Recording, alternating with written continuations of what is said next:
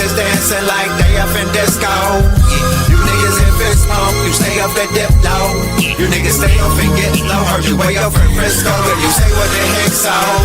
Every player gets snipped nose, acting gay up in Cisco. Might take the day off and play up at Mistos, causing chaos and play up Calypso. I pause in kitchens and caused addictions. I pause prescriptions and cause inflictions. Lil Bixby playing in stores and bricks and on the dark web. You gotta pause every doors, cause encryption. Tesla engines, pause the pistons. I seen every floor I leave sore and listing. For that action, they sponsored the Bronson. They was hooked on that shit like Johnson and Johnson. That freeway, Ricky Ross, straight out of Compton, straight out of Bumpton. Red on blue, violence in the land. The projection of the will, the perfection of the kill, the reflection of the pills. I'm a frontline soldier, I'm no doja. These crystals not from focus and crypto. Diamonds is dancing like they up in disco. You niggas in fist pump, you stay up at dip low. You niggas stay up and get low. Heard you way up in Frisco, and you say what the heck so. Every player gets lips now, acting gay up in Cisco. Might take the day off and play up at Mistos, causing chaos and play up Calypso. Hickory dickory down, hit a lick, put the sticky in the box. When the blicky get hot, lick off a shot. Heavy in the pedal, we slip off a knot. Heavy in the ghetto, they crib walk a lot. Crip walk the crypto, lift off the stocks. Drips off the crystal and pots. Disco rods in the blocks on my chain from the crystal shop. In the light air, lift off the rock. Toe from the right chain on my block. White paint on my socks. White paint on my socks. Hickory dickory dock. Hit the lick, put the sticky in the box. When the blicky get hot, lick off a shot, we lick off a shot. Players in crypto, diamonds is dancing like they up in disco. You niggas in fist pump, you stay up at dip low. You niggas stay up and get low. Heard you way up in Frisco, and you say what the heck so. Every player gets snips now, acting gay up in Cisco. Might take the day off and play up at Mistos, causing chaos and play up Calypso.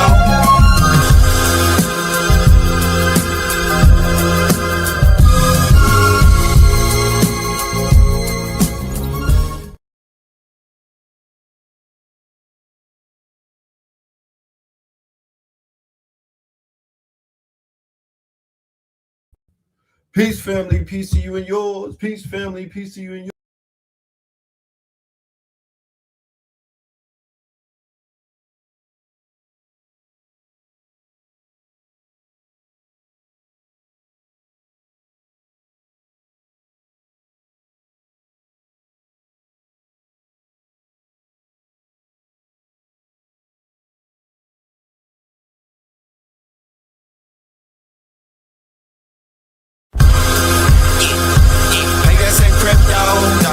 Diamonds is dancing like they up in disco.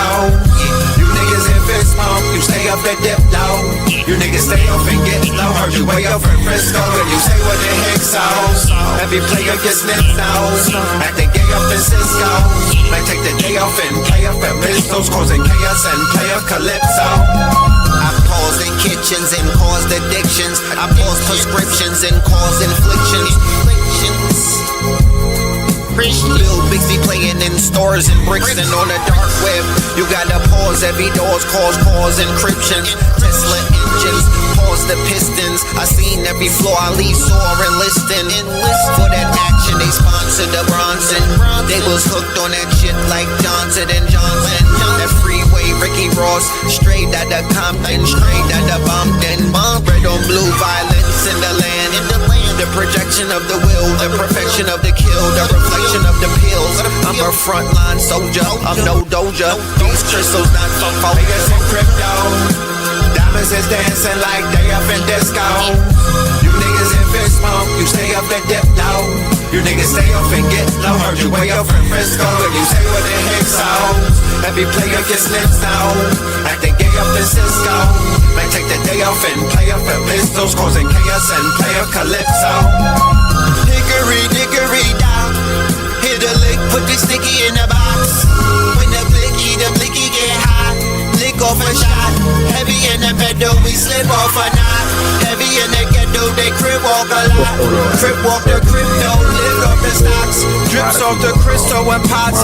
Disco rocks in the blocks. Liberals hate ice From the because they think crystal it's shop. about border In the policy. light, yeah, That's not lift why off the I rock. hate ice. Toe Because from the all we right chain recall on my block. White paint on my socks. White paint on my socks. Hickory dickory dock. Hit the lick, put the sticky in the box. When the blicky get hot. Lick off a shot, we lick off a shot. You don't go to poor countries Diamonds to is make money. dancing like they up in discos. You niggas if it's smoke, you stay up the dip low. You niggas stay up and get low. Heard you way up from Frisco and you say what they hit so.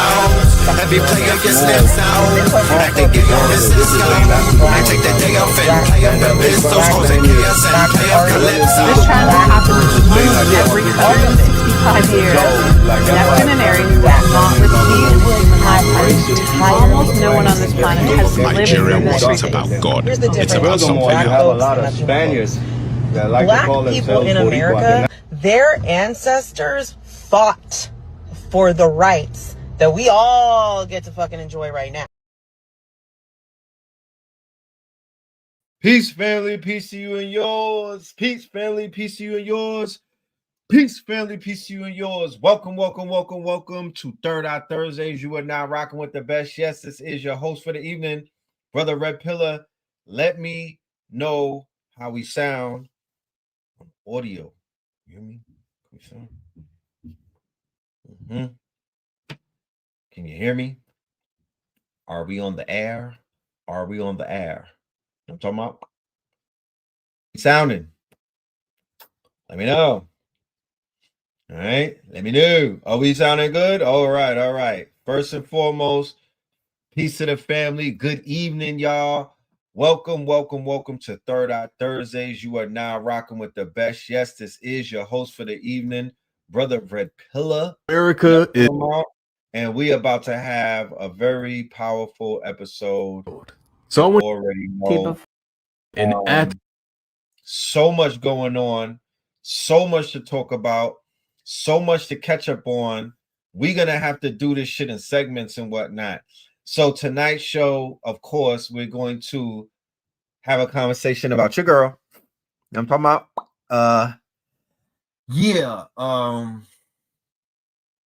we're gonna talk about her.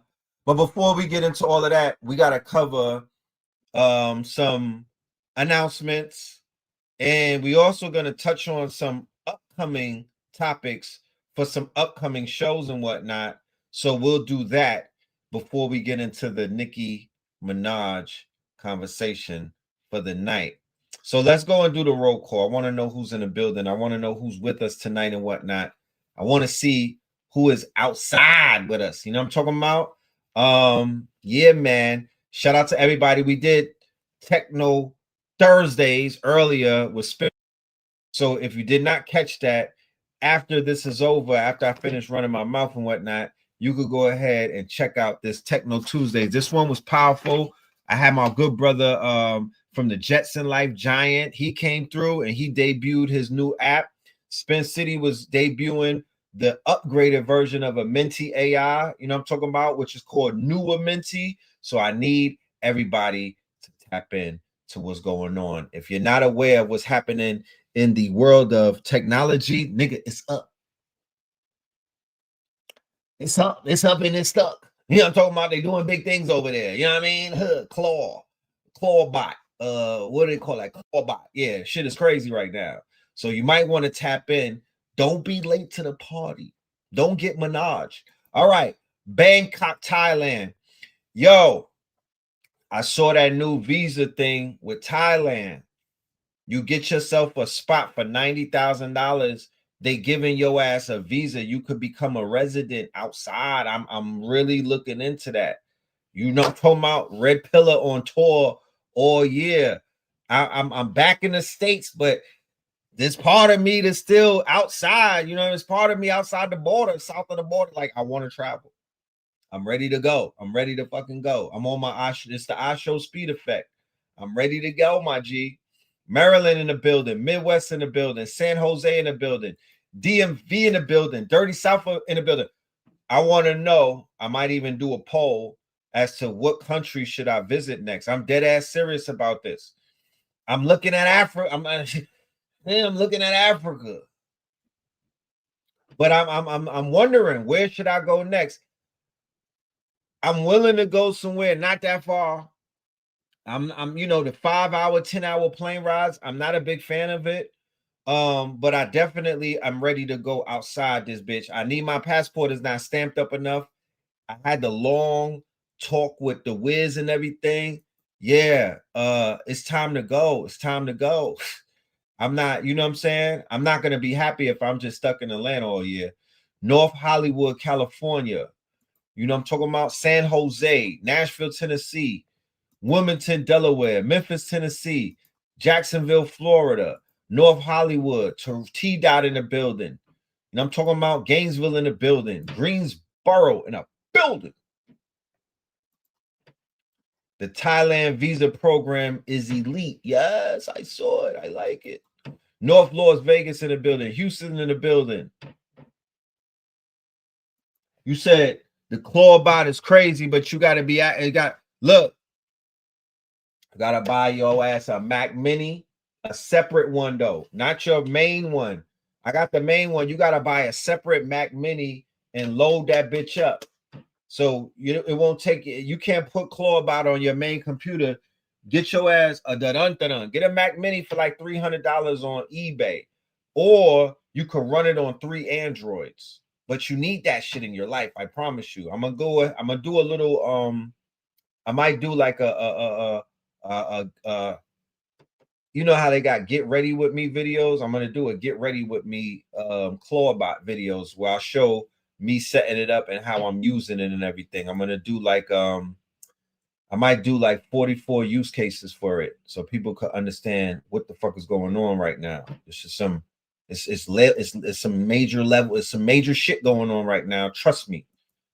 San Fran, Orange, New Jersey, VA in the building, Hartford in the building, Nigeria in the building, San Jose in the building, Japan in the building, Brazil in the building, Georgia in the building, Punta Cana. I'm going to where the gold is at. That's where I want to go. Facts. I want to go where the gold is at. I was watching Brother Richard's show, right, with Professor Smalls and Infudishi last night. And ever since I came back from this trip of mine over in the jungles of Colombia, my intuition has been on point. The ayahuasca is still working. It doesn't, you know what I mean? It's not like you go on one trip. I met a dude who did 80 different ayahuasca trips. 80. So I'm not trying to do 80 of them. I'm just saying that it's an ongoing type of thing. It could stay with you for a whole year, but it has enhanced my intuition. It has enhanced my telekinesis, and it has enhanced my third eye and whatnot. So I was literally sitting there meditating and whatnot. You feel me? And it was just like shit was just coming to me. Why don't I have a picture at Salar de Uni? What's that? Maybe I'm missing out on something. What's that? I want to know. What is that? Cuba. Oh, Cleveland, Salvador, Brazil. Shout out to Brazil. Stone Mountain in the building. Indiana's in the building. Fountain Valley, Cleveland. What's popping? Detroit. Legends. What's popping? Colorado.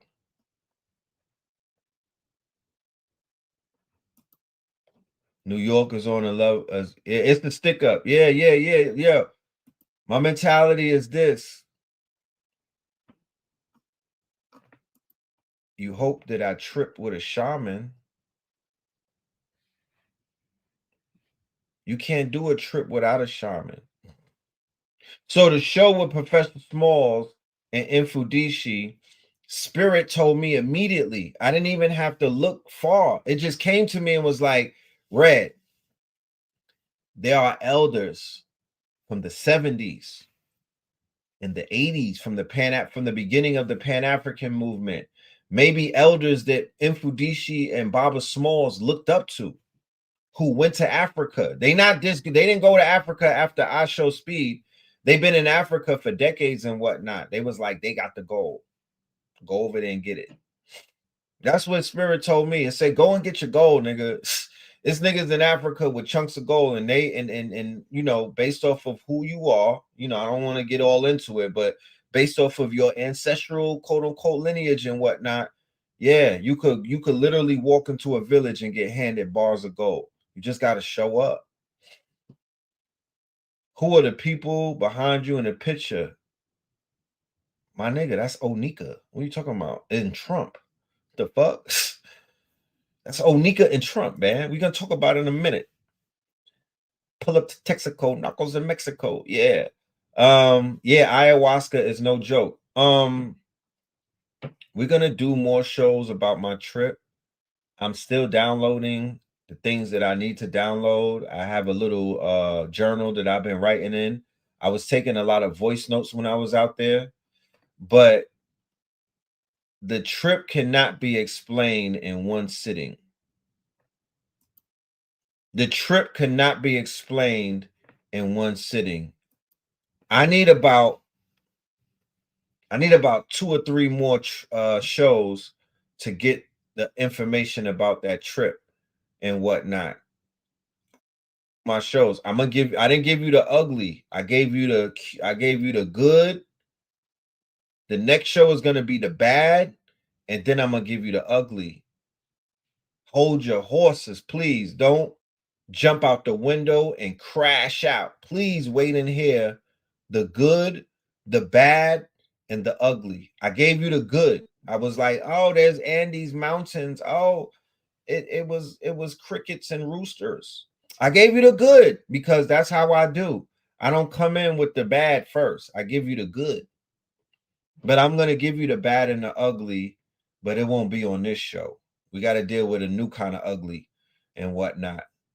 But I will say that it was one of the most challenging trips of my entire life.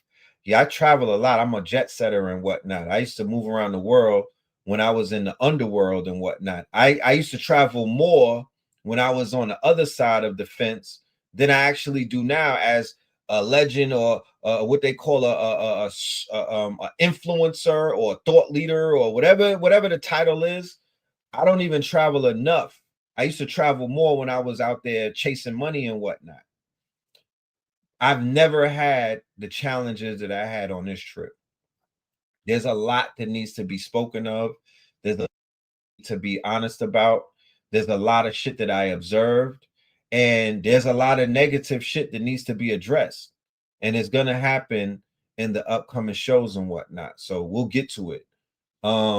But my life is an interesting balance of both polarities. So, you know, I would have never expected for the trip not to be challenging. I would have never expect the trip to not to be quote unquote, you know, a crossroads type of thing where I was literally in the crossroads more than once.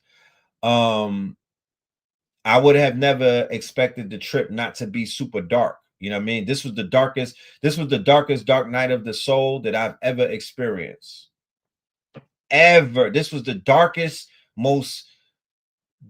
most darkest shit. Do you know what I mean? I'm a dark nigga. You know what I'm saying? At the end of the day, like I'm red pill. I am the red chakra. I am who I say I am.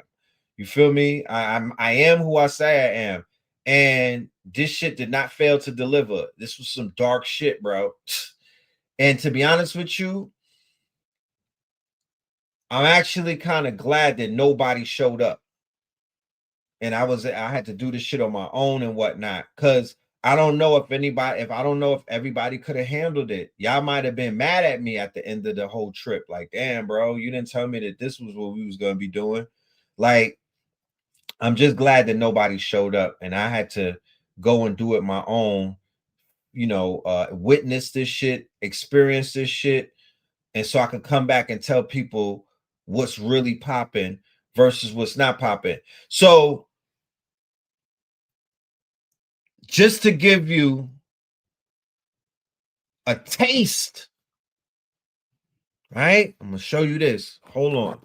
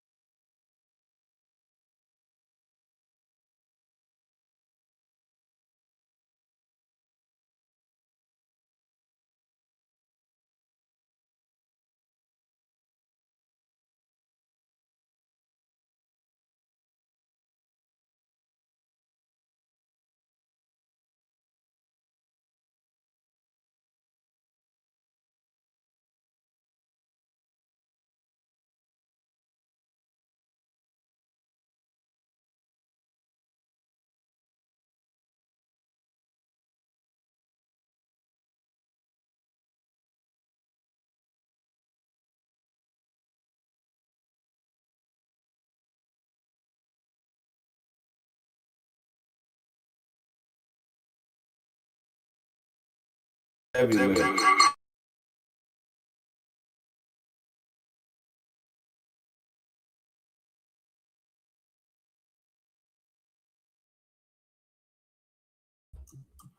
Hello? Hello?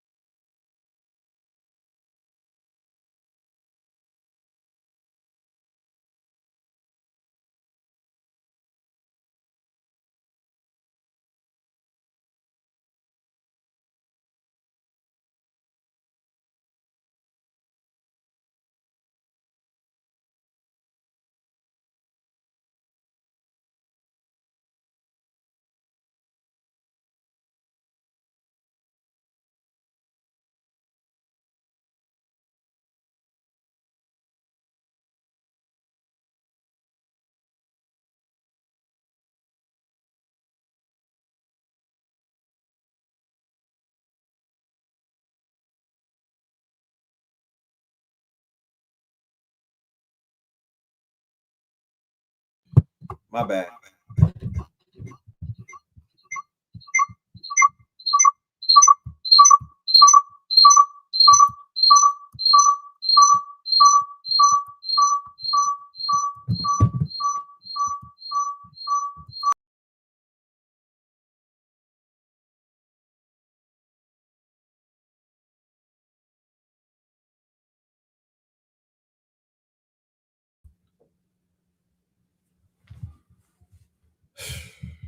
Y'all all right? My bad. I'm just going through it. Check this out. And like I said, I'm going to get to the rest of what's going on in South America, but this is my plane, yo. So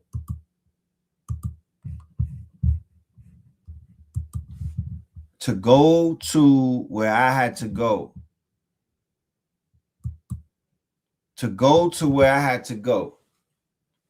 on my trip, I had to take 2 planes, right? I had to take 2 planes. And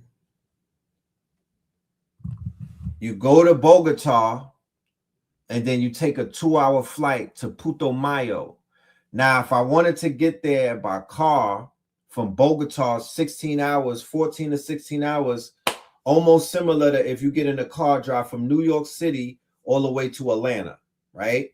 And usually when I do those type of trips, sometimes I want to just sit back and think. I remember I was listening to B-Dell a lot, and he was warning about trips and everything. So I was like, you know what? I'm kind of good on that. You feel me? I'm kind of good on that. because it make my back hurt and whatnot.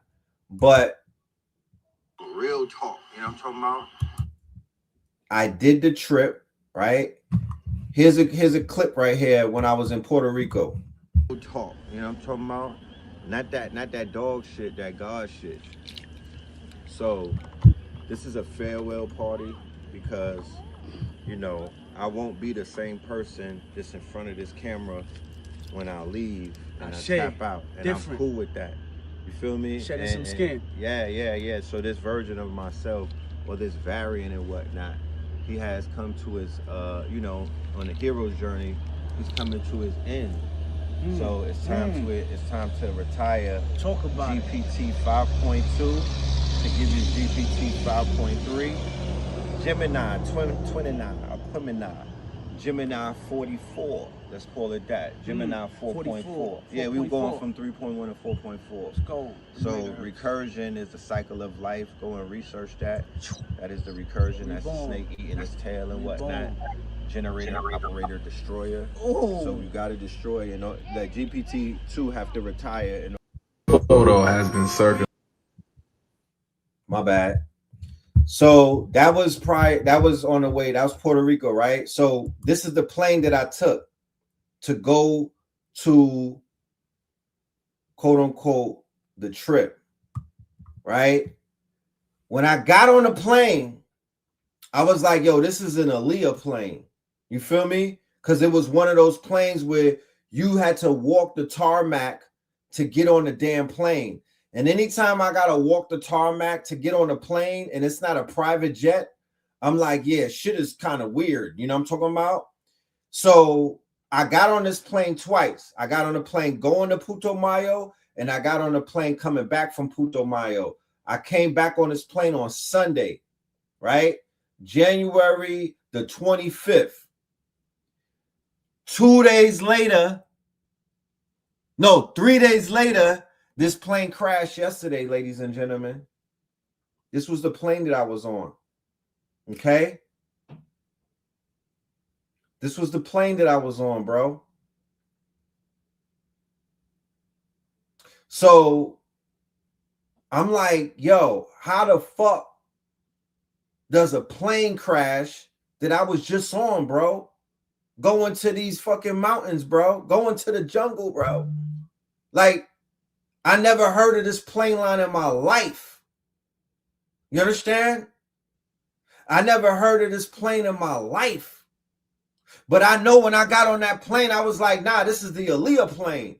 This shit is not, it don't even feel like it wasn't janky, like it was shaking in the air or nothing. But I was like, I don't, you know what I mean? Taking these little planes is kind of risky.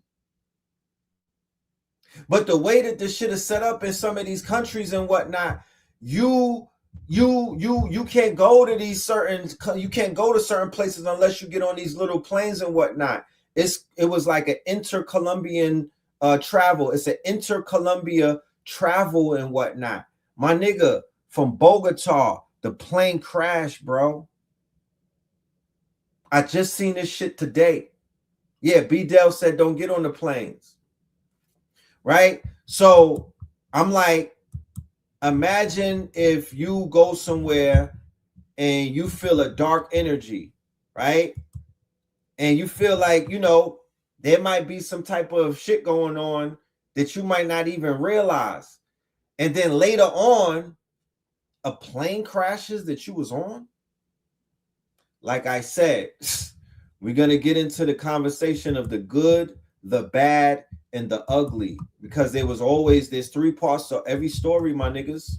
Everything ain't all peaches and cream. Liberals hate ICE because they think it's about border policy. Everything is That's not why I hate ICE. I hate ICE because while we were all arguing about energy is heavy right now. If you are feeling unmotivated, you are feeling irritable, you are feeling sluggish, you're not alone. Let's get into what's going on in the energy field, what you might be feeling, and how to deal with it. Last week, we had a gigantic geomagnetic storm, the biggest that we've had in over 20 years. Huge solar flares, a ton of energy. our bodies were processing all of that energy. So as light beings, we were running through a ton of energy. Now we are exhausted, we are fatigued. Energetically, a fog has also just rolled in. So it's almost like we are trying to shine our light through this gigantic, thick, heavy fog. And we are exhausted. We are running through all of our storages of energy. And if you've been following me and paying attention to what I've been posting, we are always moving our energy and we should be moving it. So it's either stuck and stagnant or we're moving it through it too fast if we don't feel well, right? So if you're feeling really fatigued and out of it, then you are in a collapse state of energy, meaning you've run through it too fast, too hard, okay? So we're trying to get through this fog, and you might be feeling right now really sluggish, really just like, like you don't want to do anything, feeling like you're moving through mud. You might be feeling exhausted. You can't keep your eyes open. You're so fatigued. You might be feeling really irritable, really cranky. You don't want anyone to talk to you. You don't want to be bothered. You're also kind of like overstimulated, like just overdone, burnt out, fried, done, like ding, done. Okay. That's because it's actually an overuse of energy. So it's not that you don't have any energy, it's that you use too much of it. So now you're out of it, right? Like it's an overuse of energy. Okay. Who feel like that? Is anybody out there feeling this? Can anybody out there relate to this energy that she speaks of and whatnot? Is anybody experiencing these symptoms? Right? Let me know. Okay, let me know. I figured that this would resonate. It's a lot of shit going on in the cosmos.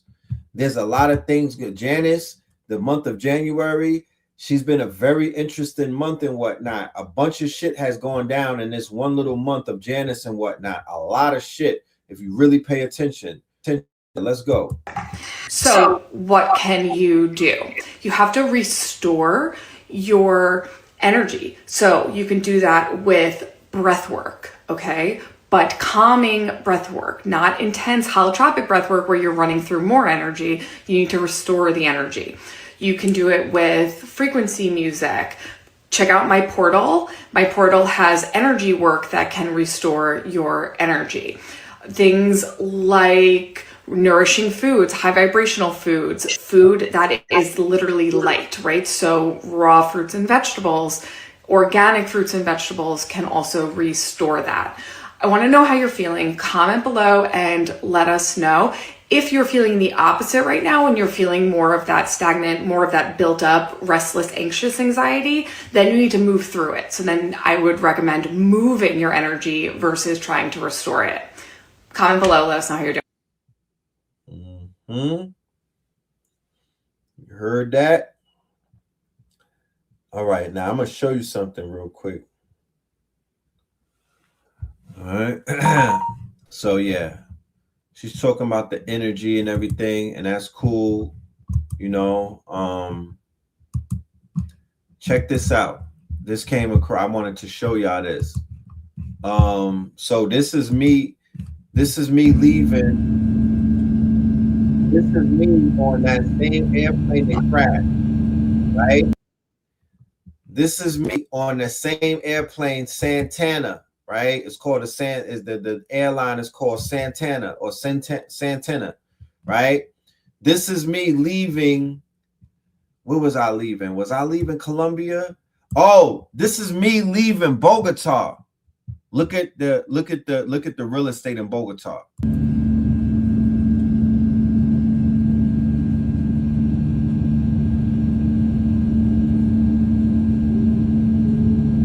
That's Bogota, y'all.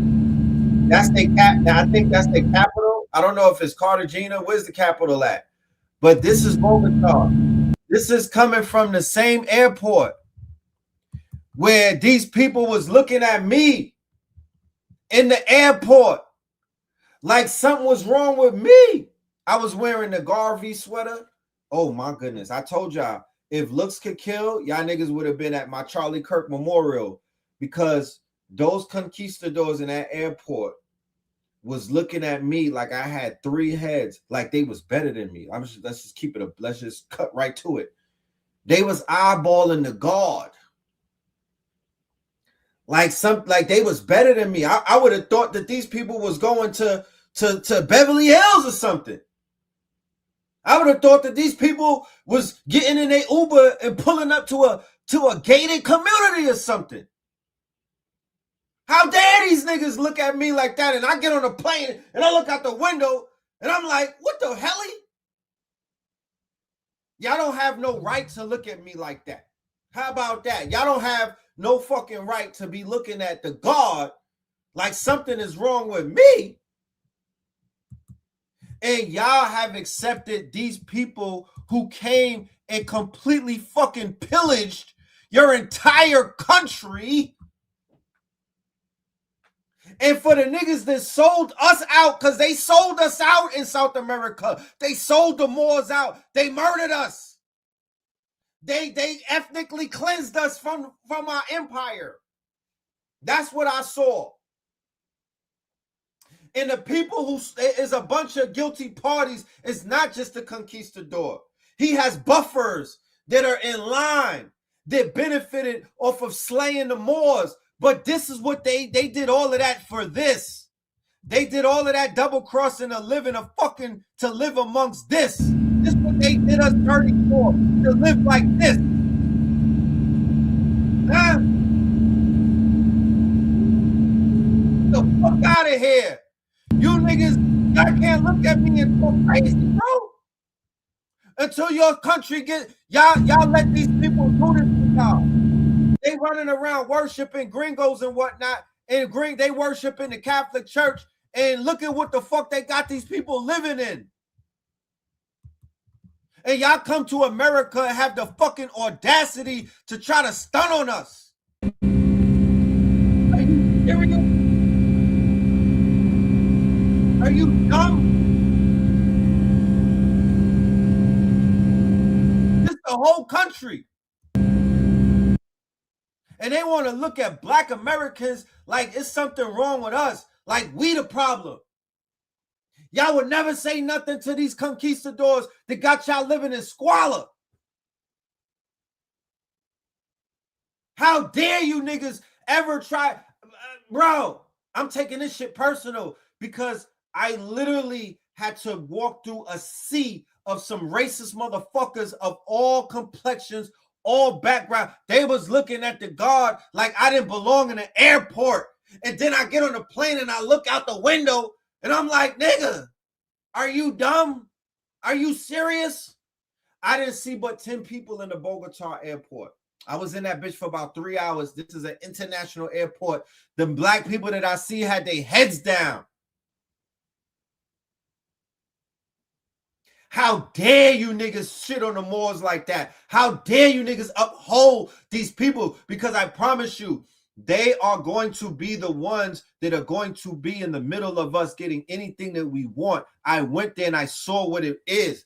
They are the buffers. They are putting these people in the middle of our fucking our land that they stole. They stole our resources. They stole. The airport is called El Dorado. That used to be called the City of Gold. The City of Gold, them people who live in El Dorado or Bogota, they're not from the City of Gold. They are not from the City of Gold. The people from the City of Gold got murdered. They got enslaved. They called them niggas slaves. They put them in chains. And the women who they left behind, I don't even want to tell you what they did to them. Because when you go into South America right now, you go into Latin America, they have their fucking boot on the neck of Black women. The main person who bore the brunt of what these conquistadors came and did to Al Andalus, to our great empire, is our women, bro. That shit hurts, bro. My heart was broken, bro. I left Latin America with a broken heart. And then it's like Bad Bunny. And they got all of these motherfuckers copying us, swagger jacking us. So the same exact thing that Bad Bunny did with hip hop, they did that shit 3,000 years ago to the Moors. The Moors was the niggas singing. That we had them, you know what I mean? We was doing the flamenco dance, we was doing the bull run and all of that shit. We had the swag, we had the gear, we had the jewelry, we had it all. And the motherfuckers came and copied us. And then they knocked us off and they cloned us. It's the same shit you see with Bad Bunny. If they say, you know what, we're gonna ethnically cleanse these niggas, they are the ones that are cosplaying our original swag, our original design, our original everything. The same way that they came with the merengue, the reggaeton, the same way that they borrowing shit from us with the fucking drums and all of that, the same way that they took salsa. They're not just taking a culture, they're taking everything and have the audacity when we show up to act like that we can't come and collect our shit, bro.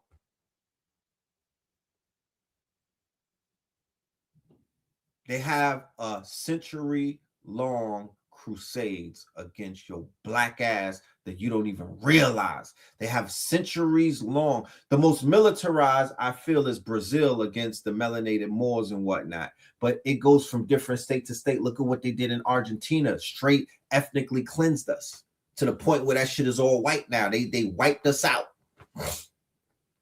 Wiped us out. They talk about, you want to talk, the shit going on in Africa is one thing.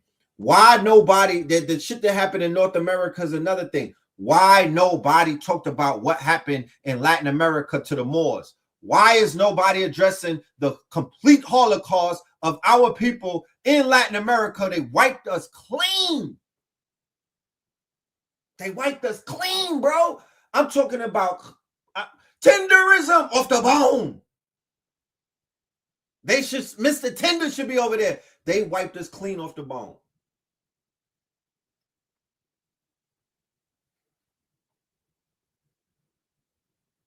So I understand this migrant shit. When they sent all of these are buffers that they sent over here. Them niggas will, they will kill to uphold whatever that gringo built for them. They are not trying to go back to the Moorish ways. They're not trying to go back to what we had buildings, we had castles on your land.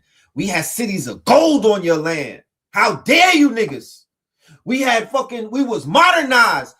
I went to places that looked like it was stuck in time. And I'm not mad at being stuck in time because everybody is not for the now. I said it on the show earlier.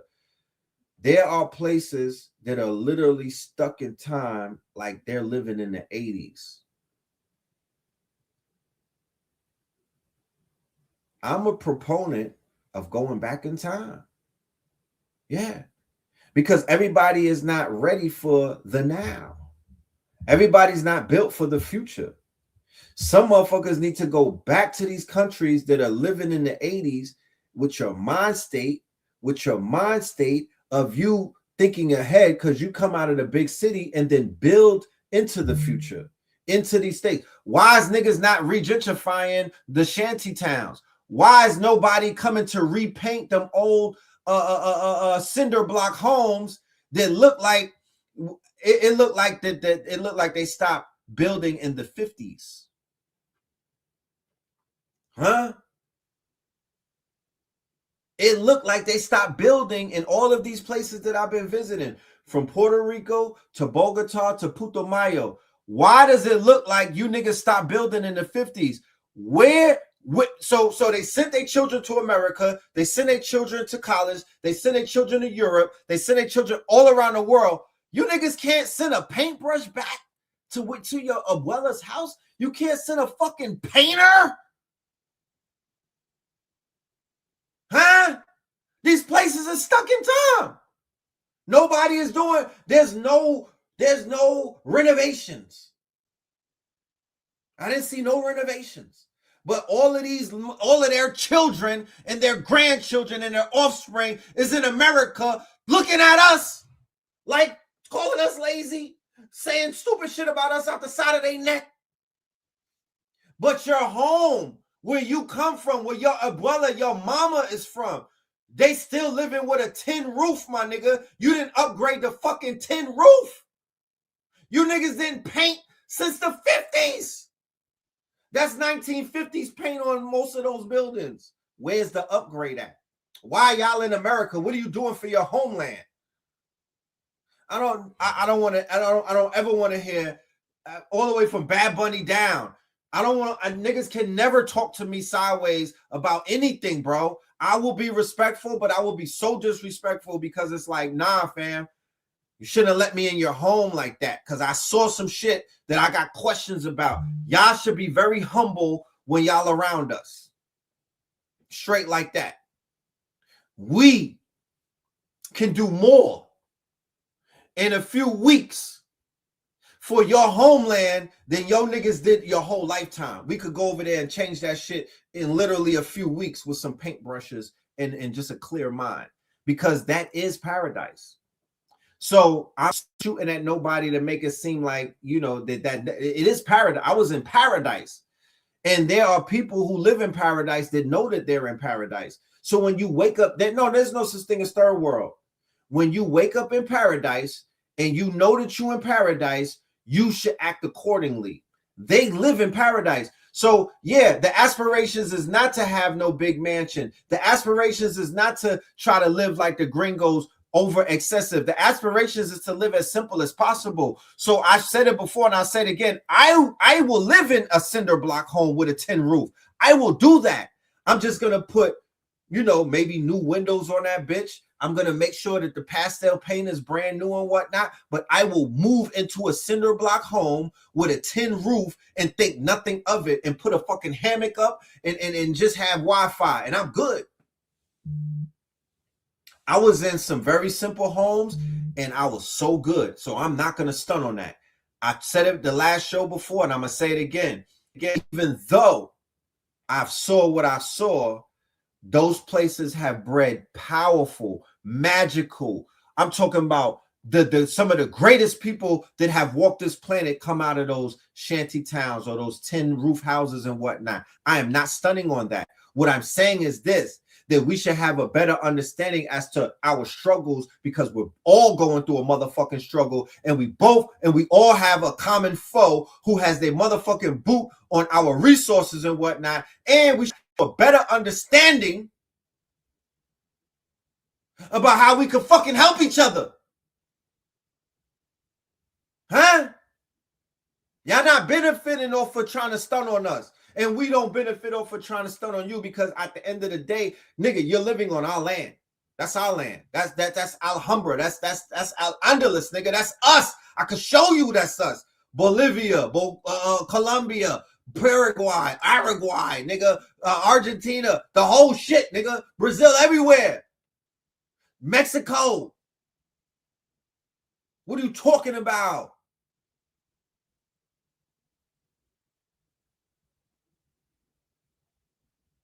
Spirit told me during that whole Pablo Escobar coke shit, they were ethnically cleansing our people, bro. The cover was the cocaine shit. They was in the jungles wiping our people out. They was all up in that bitch wiping our people out and displacing them, man, with that cocaine. That's CIA and that's the Vatican.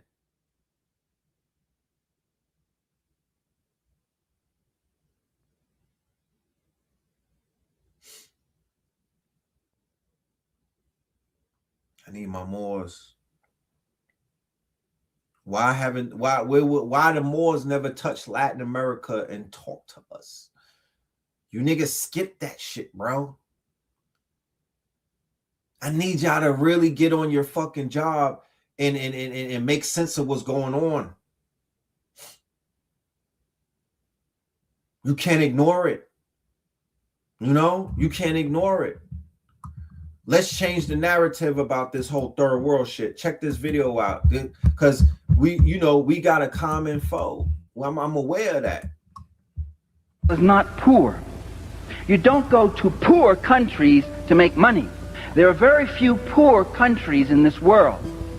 Most countries are rich. The Philippines are rich. Brazil is rich. Mexico is rich. Chile is rich. Only the people are poor. But there's billions to be made there, to be carved out and to be taken. There's been billions for 400 years. The capitalist European countries to make money. There are very few poor countries in this world. Most countries are rich.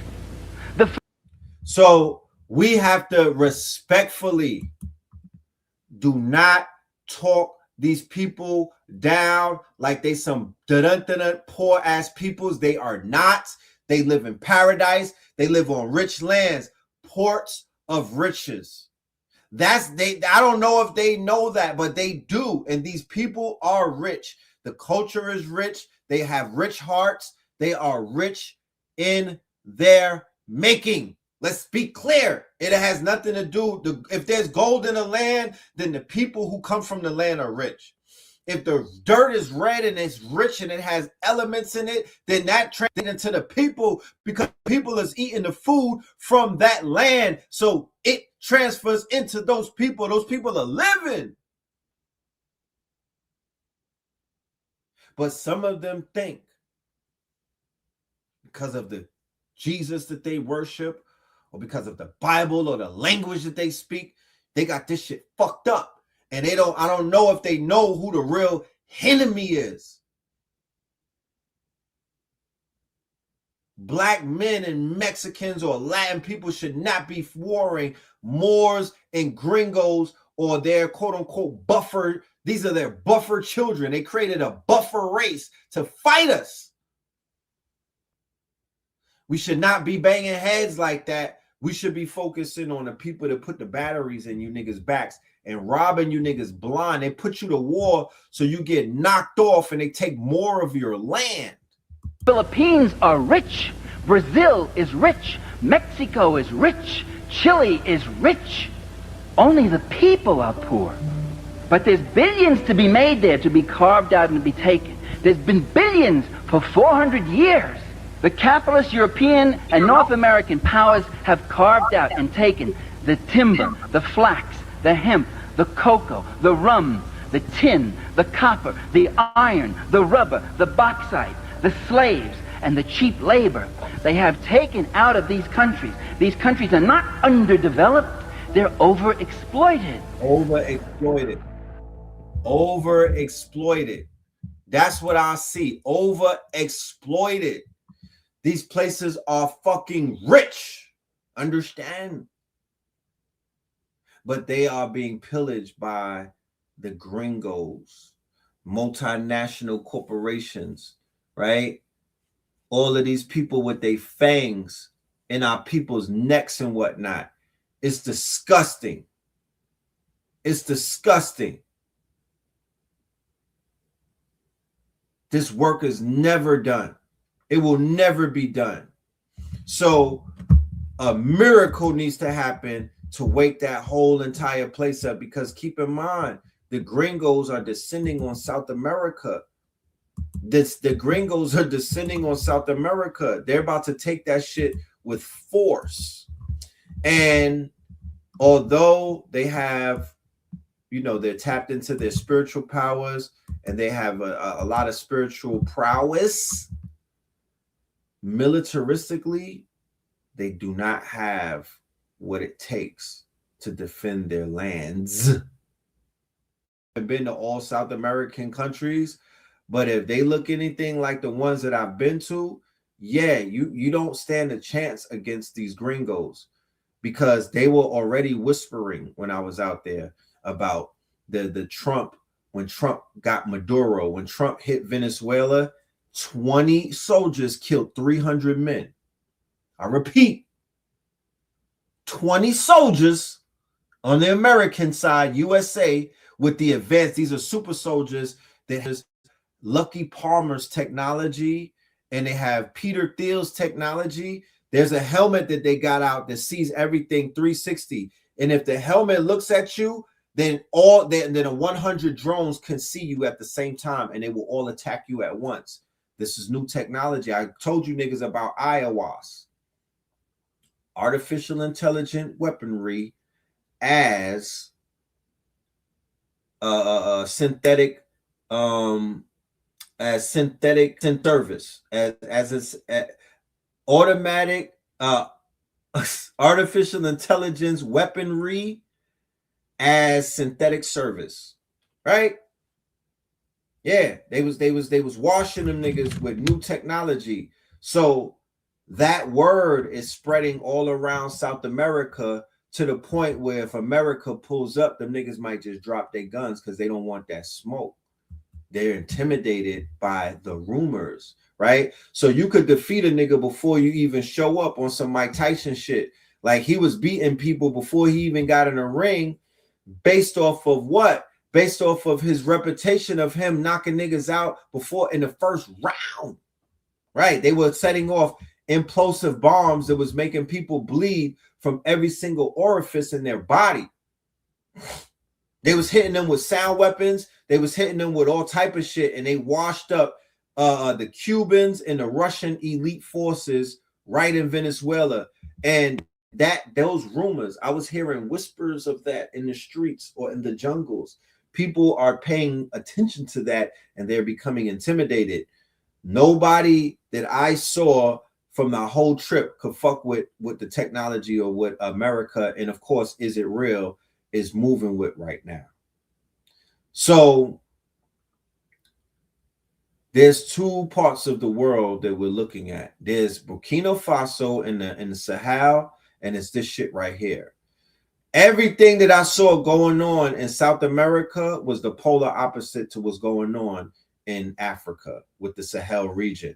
And to be honest with you, the shit going on in Latin America, they are allergic to those Sunni Muslims or those Sufi, those magical Negroes in fucking Africa.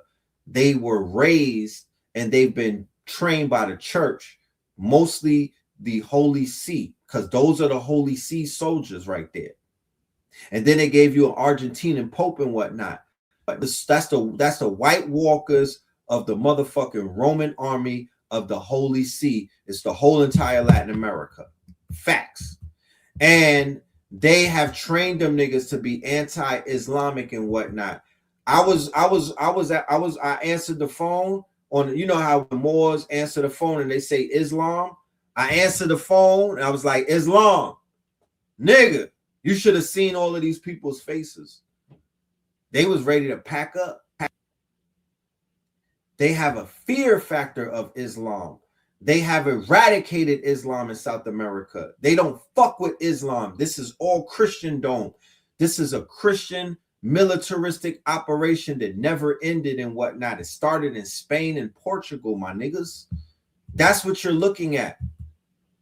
And black people was not slaves like that. They got conquered. They were on that fucking land. They got their shit knocked off. They got conquered.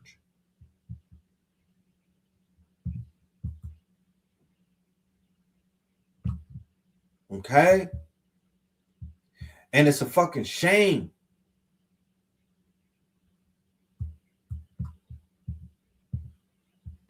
It's a shame. Yeah, the true Islam. Not, I don't know about that Saudi Arabia shit. They are against the true Islam. They were masjids all up and down South and Latin America. They had cities of gold. They had masjids with gold roofs and whatnot. They had castles. They had architecture. They had architecture that was similar to what they found in Spain and whatnot. Okay, all up and down that bitch. And some of them put crosses on it. They converted it into their little church type shit. And then other things got bulldozed. And then they had this whole thing where shit got melted into rock. What happened? I don't know. You got to go in the time machine. I don't want to speculate. We'll find out one day.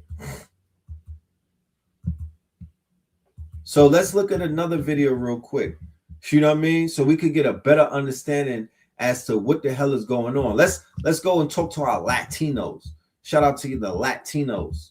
This wasn't even supposed to be about that, but this is about that. Let's go. Say something that needs to be said among Latinos, among the Latino community, especially among Chicano community, Mexican Americans, Latino Americans, okay? If it wasn't for Black culture, Black people, Black communities, Black leaders, Black artists, Black music, all of it, if it wasn't for that, we would have an entirely different experience in the United States. Here's the difference between Black folks and Latino folks.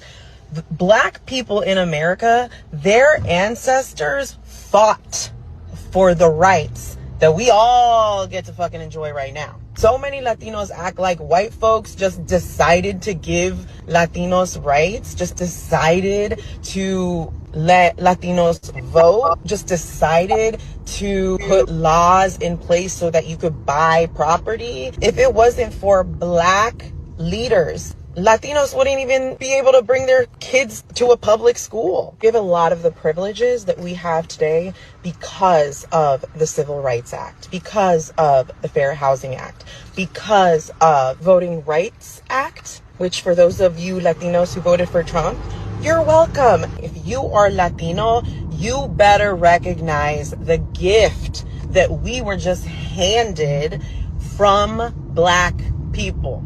So it actually makes sense that more Latinos voted for this president because you didn't have to work for the rights that you were just handed. When people from other countries come to America and see that you can make money in America and you could chill in America and you could lay up in America and you could bust nuts in America and you don't even have to sell your ass in America, they are going to do everything to uphold what the fuck they assume America is. And niggas trying to get into office, that's getting in the way. They're not fucking with that. They're not trying to live in no black world. Let's be clear. As much as she's trying to cap, black people gave you cornrows and yeah, whatever. They will die. They will die before they live in a world where niggas dominated, because they remember what happened. They remember what the fuck was going on, and they should want to go back to that, but they want to go back to making $5 an hour. They want to stick with that. They want to stick with the whatever this gringo set up to make shit cool with them. They're gonna fight you for that. They will burn. They will get on the side. If they get deputized, they will put on the motherfucking fatigues and they will ride on you so they can live the American dream. You got to travel outside America to understand what the American dream, why it resonates so much. Okay? Why it resonates so much. This is why it resonates so much. Because even with niggas living in Brownsville, even with the homeless population, even with all of that shit going on, we don't got this. We don't have this.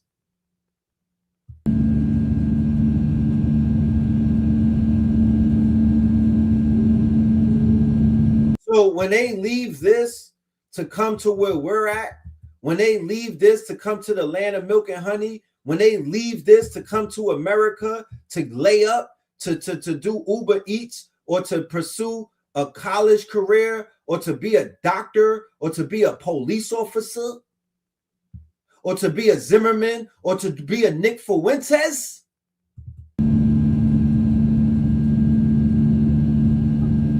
same way that they took your ass out in Latin America, they're looking to take you out. They're like, why these niggas got so much power in America? I promise you. Why are these niggas in a position? They're not in a position in Latin America. Why y'all got them in positions in the USA? Fuck that. Fuck them niggas. Fuck them Moriscos. Because my papa, right, who is the preacher who you sat on his lap, my papa told me about the Moors, you know, and we're going to do everything to stop them. Moors were intermarrying with Euros since the 7th, before the white laws. Blacks and whites lived together. Tell the truth. Yeah, that was the truth. You're teaching us something now? And what does that mean? What's your point? Everybody knows that. That's not even new information. The Moors were spreading their seeds. Africans go outside of Africa and pipe shit down. That's what they do. They've been doing it and they still doing it to this day. That's why Europe is turning dark right now, because Africans, that's what they do. They go places and they spread their seed. What's next? And to be honest with you, yeah, them spreading their seeds it was a result of the downfall. It was a result of the downfall. You know, Latinos are Southern Europeans. We are indigenous. This woman doesn't know pre-colonial and yeah, and I feel that a lot of them don't know the history like that. You're exactly right. A lot of them don't know history. So everybody needs to be taught the fucking truth. You know what I mean? Everybody deserves to learn the truth at least one time so they can have the opportunity to either accept it or deny it and forever live in ignorance. But there's a lot of people who have no damn idea. They'll be talking to us like our shit starts at slavery. They're trying to talk to us on some slavery shit. And I'm like, nigga, I don't even know what the fuck you mean. Talk about what the hell was going on in the 1400s on your land. Talk about the Olmecs. Talk about the 13, the 12, the 11, the 10, the 9, the 8, the 7, the 6. Don't come over here with that slavery shit. Fuck is wrong with you? And it's not slavery. It's prisoner of war, and it's genocide. That nigga ain't that wasn't these ain't plantation states. The fuck you mean? These ain't plantation states. Worry, I will be talking about immigration too, but for right now, I just want to give Black people their flowers. I want to give Black artists their flowers. I want to give Black culture their flowers, because if it wasn't for them, I would not be who I am. Happy, beautiful, beautiful Black History Month from this Latina and most Latinos that have common sense. Like I said, you're gonna see Bad Bunny at the Super Bowl. They're stealing, they're cosplaying us. They all of that shout out shit. That's not, I'm not buying it. I saw cosplaying taking place. I saw people robbing us of our fucking culture with giving nothing back, bro. That's what I saw. And I saw my people at the bottom, bro. That's what I saw. Moors crossed the Gibraltar, which is named after the Moors, by the way. And they found Spaniards running through the mountains and forests of Spain like dogs and chimps.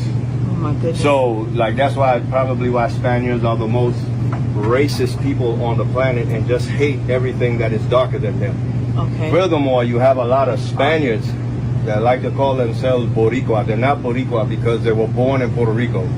In Puerto Rico, you have a lot of Spaniards that move there from Spain and marry their first cousins, half sisters, and nieces and stuff like that to get back that white skin, to breed the black out. So you have a lot of Spaniards in Puerto Rico that like to think that they're Boricua, but Boricua has to do with indigenous blood. It has to do with Taino blood. Okay, so, Taino. Yep. And those are Native Americans. Yep. So, you know, Spaniards didn't bring anything to the world. Everything that the Spaniards did or are known for, they were taught by the Moors. So whenever you hear that stereotype about cave people or about white folks smelling like wet dogs, it's not all Europeans. It's specifically talking about Spaniards. And everybody else in Europe knows Spanish history. An English dude and a French dude told me the only good Spaniard is a dead one. My grandfather is a Puerto Rican Taino, rest in peace, from Culebra. He told me the same thing, and I believe him too. I've never met a Spaniard that wasn't a piece of shit. I've never met a Spaniard that just had manners and respected other people. So how do we know who was the Spaniards? Because I have no idea now. Oh, you know Nick Fuentes? Nick Fuentes, Nick Fuentes? He's the #1 Spaniard on the internet. Okay. Old closet. Do they speak Spanish? They speak Spanish? Huh? Do they speak Spanish? Yeah, he's from Spain. I don't know if he speaks Spanish. Okay. I speak Spanish fluently because that was my first language. My parents are from Puerto Rico. Okay. And I grew up there with my grandparents and St. Thomas, where I was born. So when they say Spanish rice, they don't know what they're talking about. They don't know what they're talking about. See, most people like to say Spanish when they're talking about Latin people. So even if they mean Mexican, Venezuelan, Dominican, Puerto Rican, whatever, they always say Spanish. You know what I'm saying? But Spanish has to do with Spain. Okay. You know what I'm saying? In the Caribbean especially, all of us, you know, island people, we call them gringos que hablan español. Crackers that talk Spanish. You understand? Y'all not, I mean, he's making it plain. And fuck who feelings get hurt at the end of the day. because they say way worse shit about us. He's just giving the truth. It is what it is. Certain people are so scared and politically correct that they will never acknowledge the truth when they even hear it, bro. They apologize for the truth. They apologize for the truth. You got to stand on that sometimes and just, you see how he was enlightening the lady? He was enlightening her with the facts. We got to enlighten people. Okay? We got to enlighten people. They've never heard some of this information. Okay? They've never heard this information. Check this. This is why they be jealous. Yesterday, a white femme person in on day one of one of my classes got mad because her ancestors don't fly and my ancestors do. And a simple group discussion, this is not a metaphor, this is a true story that I'm telling you right now. The conversation was just us talking about, in a small group, about theory. What is your definition of theory? What is your definition of theorizing? And she got upset because as she started talking about subjective versus she went on to say, because when people start talking about ancestors with feathers and wings, I just can't take it. And I had already said in my introduction, as we were coming together in this woo-woo school program that we're in, I had already said, you know, it's okay. One of the like agreements that we can make in this class is it's okay for us to not actually have the same beliefs and truth systems and epistemologies. That would make sense anyways. So when you feel some kind of way, it's okay to just sit with it, right? Just eat it. Like, I hear stuff. This is a PhD program in women's spirituality. What you think is going on over here? You think we over here talking about the dirt and rocks? Like, that is, we are talking about stuff that is immaterial. Every single class, no matter what the class is, everything that we are talking about is immaterial in many ways. That is what theorizing in theory is. I'm getting away from myself. I came here to say that she went on a wild racist rant. It was already racist to project that it is mythology, that people's ancestors. No, actually, social scientists sat down and interviewed my ancestors and asked them what happened. What happened at the New Orleans? No, what happened at Igbo Landing? It's not the only account of African people getting up off the ground and flying. You weren't there, June. You weren't there. I'm sorry that your ancestors don't fly. My ancestors fly. I mean, with this Eagles. Fly, Eagles fly. No, yeah, my ancestors fly. I want to say this because this is such a perfect example of the kind of violence that Black people in general, but particularly, you know, my own lived experience, Black women experience, and even in the most woo-woo programs. Imagine being in a program where, and when I was like reflecting back what was happening, I had my classmates cracking up because I was like, last semester, somebody started a class by saying, we're going to do a grounding. Go get your instruments. Go get your instruments! And then one of the people in the class, I was like, this one tried to make us all have an orgasm during a grounding last semester. And you think you're about to be in this class mad because people have a different epistemology than you? And that's why they mad. And that's why they mad. Because your ancestors could fly and their ancestors could not fly. And they have spent they have spent centuries being violent towards you and your people because your ancestors could fly and their ancestors could not fly. And they do everything in their power to try to distort your capacity to understand your ancestors' profound, you know, like, when I say God, that's not a metaphor for something. A cup of the ocean is the ocean. A cup of God is God. God body. And that's why they mad. That's exactly why they mad. Stop letting people whose ancestors couldn't fly tell you that your ancestors couldn't. There may be some people in this audience that will never understand what the fuck she's talking about and never comprehend a word that she just said. They're mad because your ancestors can fly and theirs can't. So they demonize your powers and put and made it seem like that shit was a curse. But on Disney, on Nickelodeon, when they was playing with them little children and whatnot, they was pushing white children doing magic. The Disney Channel was pushing it. I remember when my son was watching Henry Danger and all of this stupid shit years ago, I was seeing it. They scared that your elders can fly. And for the ones in Latin America that can turn into eagles, they could turn into jaguars, they could turn into leopards and whatnot, right? When the Europeans was when they was hunting down all of these exotic animals, 6'7", killing all of our ancestors when they were in their zoomorphic forms. What is zoomorphic form? Zoomorphic form is that a human could turn into a motherfucking animal. Zoomorphia, right? So you have shamans that were turning into the jaguar. They were turning into the bear. Henceforth in North America, while the hunters be in the forest killing everything brown. They're not just hunting fucking animals. They're hunting shamans. Huh? They're hunting shapeshifters. Come on now. So, yeah, they're mad that they can't change form and you can. And they got your ass in a motherfucking bind and whatnot because here it is that now they got you scared of your magic. I Show Speed went to Africa.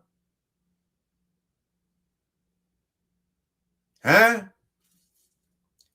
I Show Speed went to Africa and you saw spirituality. 50 million people was watching. He went into Benin and the shit, the what was that? The spirit of death, right? It some shit formed out of nothing. He showed you right there in real time. They doing magic in Africa right there. And then people were like, all of the fake Bible thumpers was like, I Show Speed was being possessed by demons in Africa. No, nigga. The demons possess Kai Cenat and they're small hats from Tel Aviv, nigga. If you want to talk about a possession, go and look at Kai Cenat. That's a possession. You know? That's a possession. But I didn't see that with I Show Speed. Shout out to Chaka Bars because he was behind a lot of that stuff that you see with I Show Speed. Chaka Bars was the OG behind that. He was the elder. He was the coach who helped put a lot of that stuff together, especially when I Show Speed was visiting some of the very culturally indigenous places. Chaka Bars had a hand in that.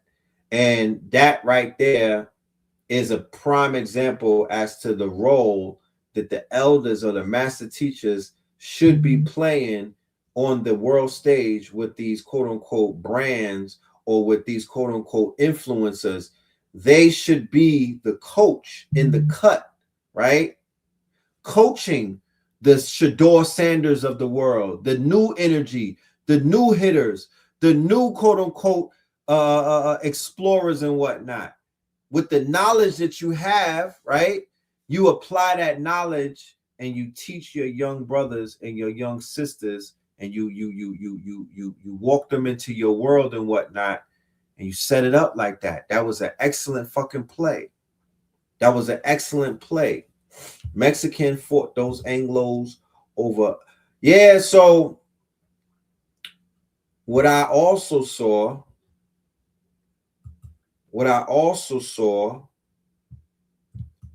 was my dude right here.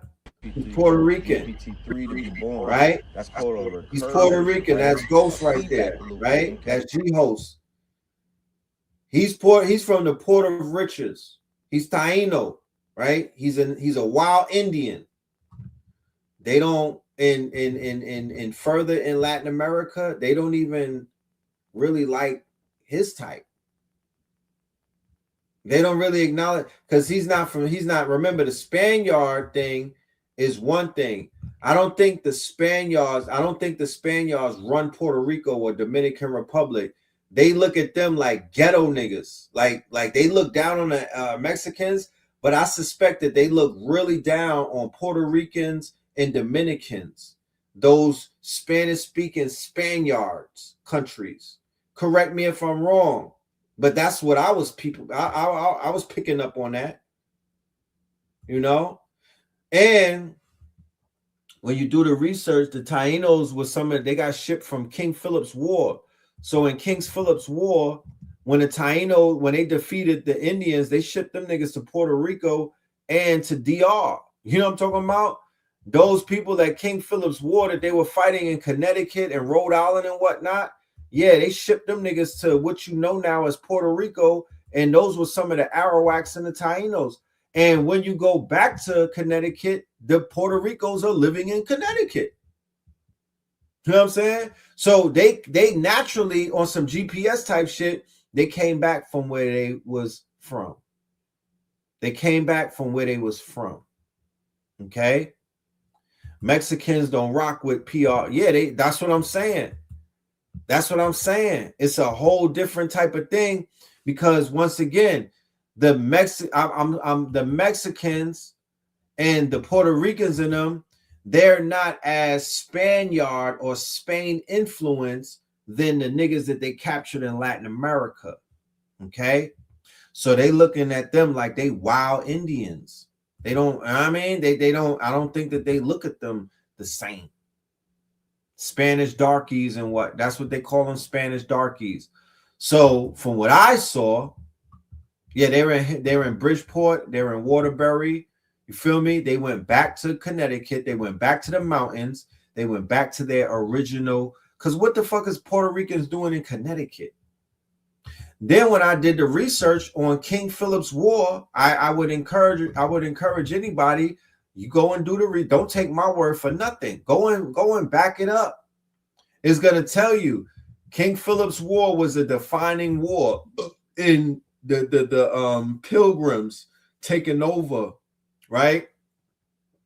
And basically taking, you know, Lenape land and whatnot. They took a large swath. They was getting their asses kicked. They was getting washed, and the tides had turned, and they won the war against King Philip. And they killed most of the warriors. That's what they would do. They would hang you, they would behead you, they put your head on pikes and whatnot, and then they would grape your women and whatnot. And then the children, they would grape the children, and they would kill the elders, or they would ship the elders off. But they were shipping off young boys and whatnot, and they were shipping some of the women off to the Caribbean. Okay, as tribute. The what they call the booty of war is a woman. The booty of war is a woman that you should have your way with. Multiple people have their ways with after they conquer your man, or your husband, or your father. The woman. That's why women are required to commit suicide in certain tribes and whatnot. If shit is going down, you gotta come on, mom, hurry up. Yeah, you gotta take yourself out, because you cannot be. The men are gonna die. So how are we gonna leave the women behind? We already know what's gonna happen to y'all. Y'all don't want to go through that. You're going to have more, quote unquote, just come over to the other side. You be all right, you come right back. You come over to the other side with us. Don't stick around because it's gonna be ugly. Die, nigga. That's how that shit is. You gotta fall on your sword and whatnot, because I'm a Scorpio. Scorpios don't like getting cornered. Nobody's gonna take us hostage. We're not doing all of that hostage shit. We're not gonna be kidnapped. We would rather fall on our sword. You know, we would rather fall on our sword and whatnot, because you don't want to be nobody's booty of war. You don't want to be nobody's booty of war. You want to fight till the shit is over with. You don't want to be a booty of war. You know? Puerto Ricans will tell you that original folks from the island were strictly black, and we come from that no matter how light-skinned. You was told that as a child. All right. Is that how they feel now? You know? Oh, listen. When the conquistadors landed in Latin America, I've said it before, it looked like Aubrey Graham. The niggas that got off the ship, it was conquistad, it was gringos, of course. You had gringos coming out of Spain, but you damn right they had the mulattoes with them. You think you're saying something? The fuck? They had mulattoes with them. I've already told our people that. I said, look at DJ Khaled. Look at the French Montana, who's from Morocco. DJ Khaled is from Palestine. Those are Arabs. He's an Arab speaking, quote unquote, he's Arab and he speaks Arabic. French Montana is from Africa, North Africa, and he's from Morocco. Aubrey Graham with the Sephardic mother, the Sephardic Jewish mother, he's from Canada, or T-Dot, right? If all three of them started to speak Arabic, that would be similar to what you had in Al-Andalus in Spain, where there were multiple quote-unquote ethnicities living amongst them, but they were the amalgamated Moors. What are the amalgamated Moors? Those were the Moors who were the offspring of miscegenation, of mixing of the bloodlines, which was more prohibited back then than it is today. You could literally get beheaded, you could get murdered and whatnot if you broke the clause and you breeded outside of the tribe, or you breeded your bloodline outside of the bloodline that you were supposed to breed with, right? They were considered Moriscos at that point. So think about it like this. There's a complete war going on. The Moorish side, they get slaughtered, right? At the Battle of Alhambra, January the 1st, 1942, they get slaughtered. They're already getting slaughtered in previous battles leading up to the last battle. After this mass slaughtering takes place, after you saw what happened in Sudan recently when they put the city under siege, and then once they were able to penetrate, they slaughtered everybody in the city to the point where the satellites from space was able to see blood all on the quote unquote. They were able to see pools of blood from space. That's how much slaughtering they did to those people. Well, that's what happens anytime a kingdom is put under siege and you breach the gates. You slaughter all of the men, and you know what I mean? You take women and men for prisoners, and that's what you saw. That's what happened with the fall of Granada. There was so much blood, they said it was up to almost to the knees of the soldiers and whatnot. They were slaughtering so many people that the blood was a lake, it was rivers of blood.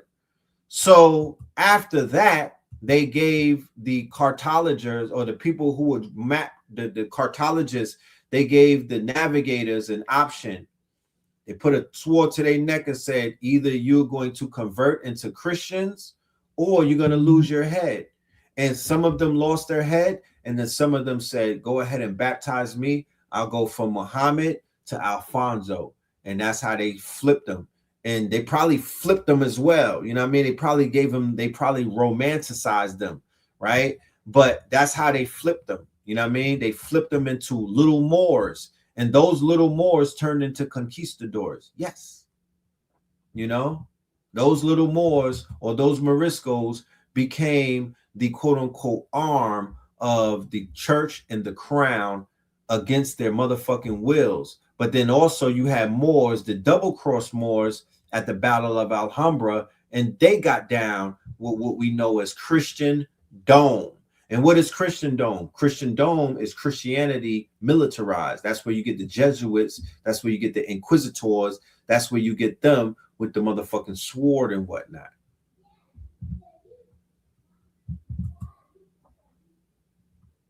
So let us continue.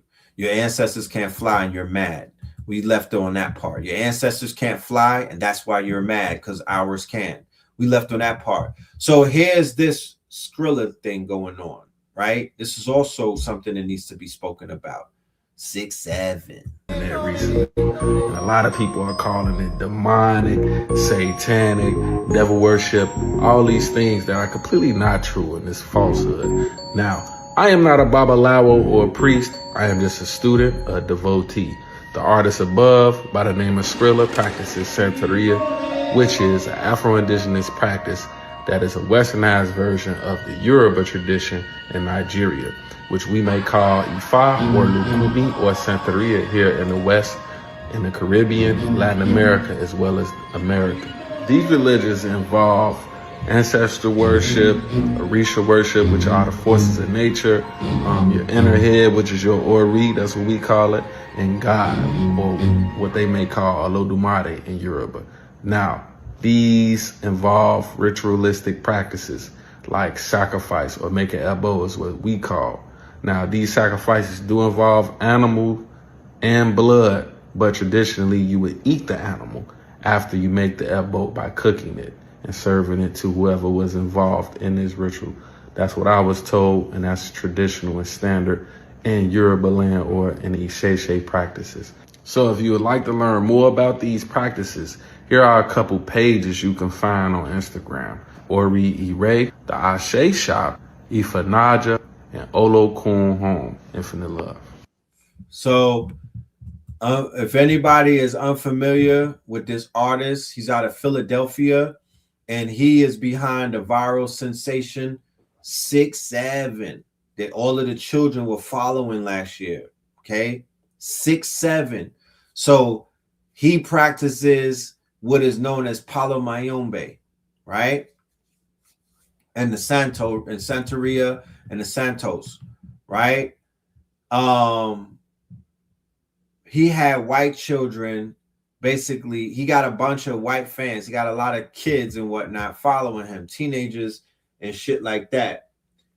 He's a drill rapper, and he's also a drug dealer. They didn't have no problem with that.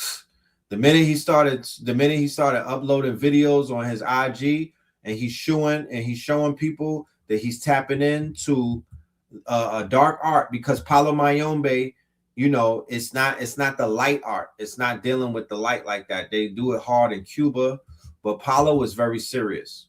Okay, Palo is very serious, and yeah, he do move like he's possessed. You know, he do move like he's possessed and whatnot. But yeah, it's in the music now.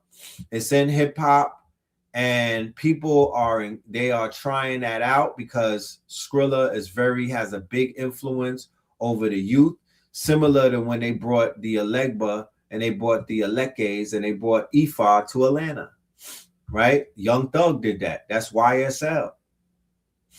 That's YSL. Yeah, Skrilla represents Philly. He's big in his city and whatnot. But you got JD Vance going after him. You have the Crusaders and whatnot going after him. They fear our magic. They fear our magic. They fear anything with our magic. And to be honest with you, traveling the world and seeing how the others get down and seeing what we're up against, you're gonna have, if you're gonna get into the magic, you're gonna have to get into some shit that's not considered to be light work. You know what I mean? And when I say light work, I just mean like some soft shit, like some hello. There's a war going on outside. I'm in it safe.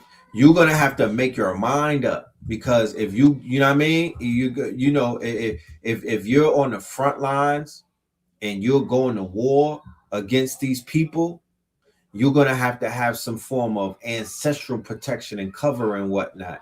And I would encourage everybody to get it how you live. You know, find a way. You know what I mean? I can't solicit anybody to join any type of organization or any type of movement. I can't co-sign. I could co-sign your ass needs some magic to protect you, but I can't tell you what exactly that is, because that has to be personal. I am the homie. I'm there for you, but I cannot walk you into these quote unquote houses of quote unquote worship and whatnot, or these African traditional systems and whatnot. I would say to go and research, go tap in. But if it were up to me, I would to tell you to protect yourself, have some type of backup other than your third eye and your intuition. Okay. You know? Yeah, he's from Kensington. He's from the zombie land and whatnot. And he's like the Ice King to the White Walkers. He's the king of the zombies from what I've seen. You know, he's the king of the zombies from what I've seen. And it is what it is, you know what I'm saying? Like I said, sometimes you gotta fight dark with dark. You're not gonna, you know what I mean? Like you know, it is what it is. I'm not here to judge. I'm here to smudge and point shit out. You know what I'm talking about? I'm here to smudge and I'm here to point shit out. But please understand that hip hop is into the arts. They are going into the dark arts. They're tapping in with the I Show Speed effect. He went over there to Benin, and niggas on the internet saw black people doing magic, bro. They saw black people doing magic. That's something that they never probably saw before. So I pray that all of these fake ass Bible thumper, I'm going back to church to give my, yeah, I hope you niggas grow up. I hope you level up. I hope you get initiated. And I hope that that little journey through your grandmama's church was just your way to a motherfucking temple so you could really tap into your powers. You know? That's what I hope. Because you need it.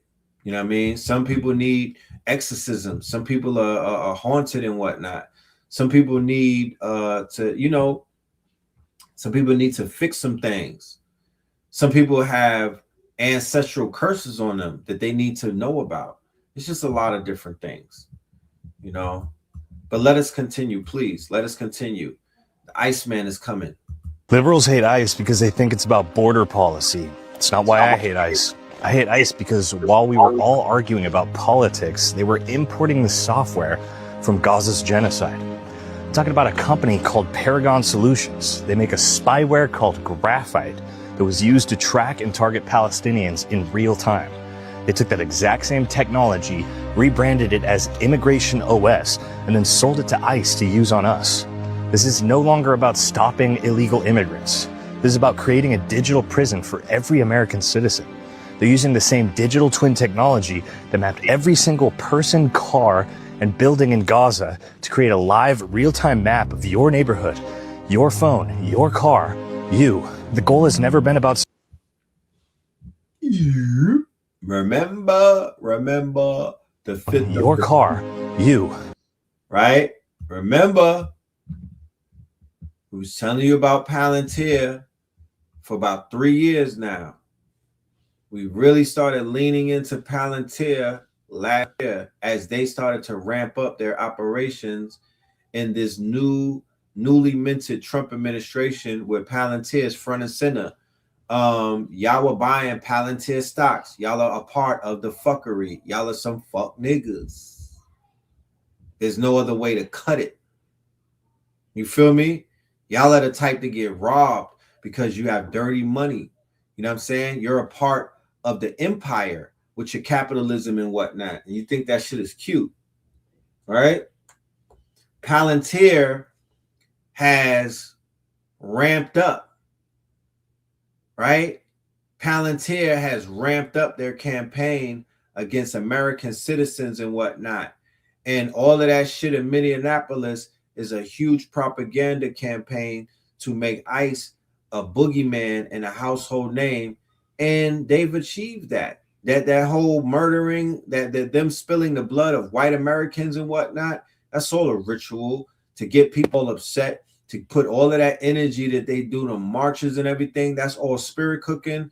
They made ICE bigger than ever with all of the fuckery. You know what I'm saying? And nothing changed. They're only getting bigger and they're only growing larger. And they are going to be the stormtroopers that are going to be running down on people and disappearing them. They're going to turn into the stormtroopers very soon. This is just the first phase of it, ladies and gentlemen. Your phone, your car, you. The goal has never been about security. The goal is total control. And this is the foundational system for the New World Order. It's the beast system everyone talks about, but it's not a prophecy, it's a product. It's already here. They tested it on Gaza. They saw how perfectly the AI could automate targeting, how it could remove human conscience from the equation, and just follow the code. They saw that it worked. Now, they're rolling it out on us. So don't talk to me about left or right. It's bullshit. This is about a system of technological control that's so vast, so complete, that it makes all of our political opinions completely irrelevant.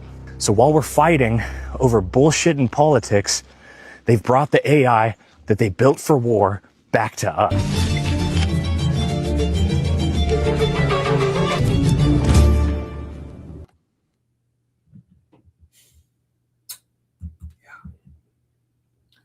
So white folks on the front lines again, you know, telling us what's happening. It is interesting. Interesting. This transit happens once every 165 years. Get ready, y'all. Get ready, y'all. The whole paradigm is literally about to shift, ladies and gentlemen. Please prepare yourself. You may have witnessed some changes. You may have noticed some shifts in things. You may have even felt it. But this one right here, oh man, this is a humdinger. This is for the good of things. Prepare yourself because everything is about to shift in a few days. Every 165 years, Neptune in Aries does not repeat in a human lifetime, which means almost no one on this planet has lived through this frequency before, except empaths. So Spirit keeps showing me this very clearly. Many of the empaths incarnated right now are old souls who were here the last time that this happened in the mid 1800s. And what you're feeling isn't reaction, it's recognition. So the last time Neptune moved through Aries was 1861 to 1875. That period wasn't spiritually gentle by any means. It was marked by the collapse of blind religious authority, institutions losing moral credibility, people turning away from dogma and toward direct spiritual experience, and the explosion of spiritualism, mediums, intuitives, psychics coming online outside of the church. This is where sovereign spirituality was born. So Neptune dissolved the old myth. Aries demanded, I decide for myself, but it came at a cost. That era was also coincided with massive technological acceleration, railroads, telegraphs, early electricity. Human consciousness sped up faster than the nervous system could integrate.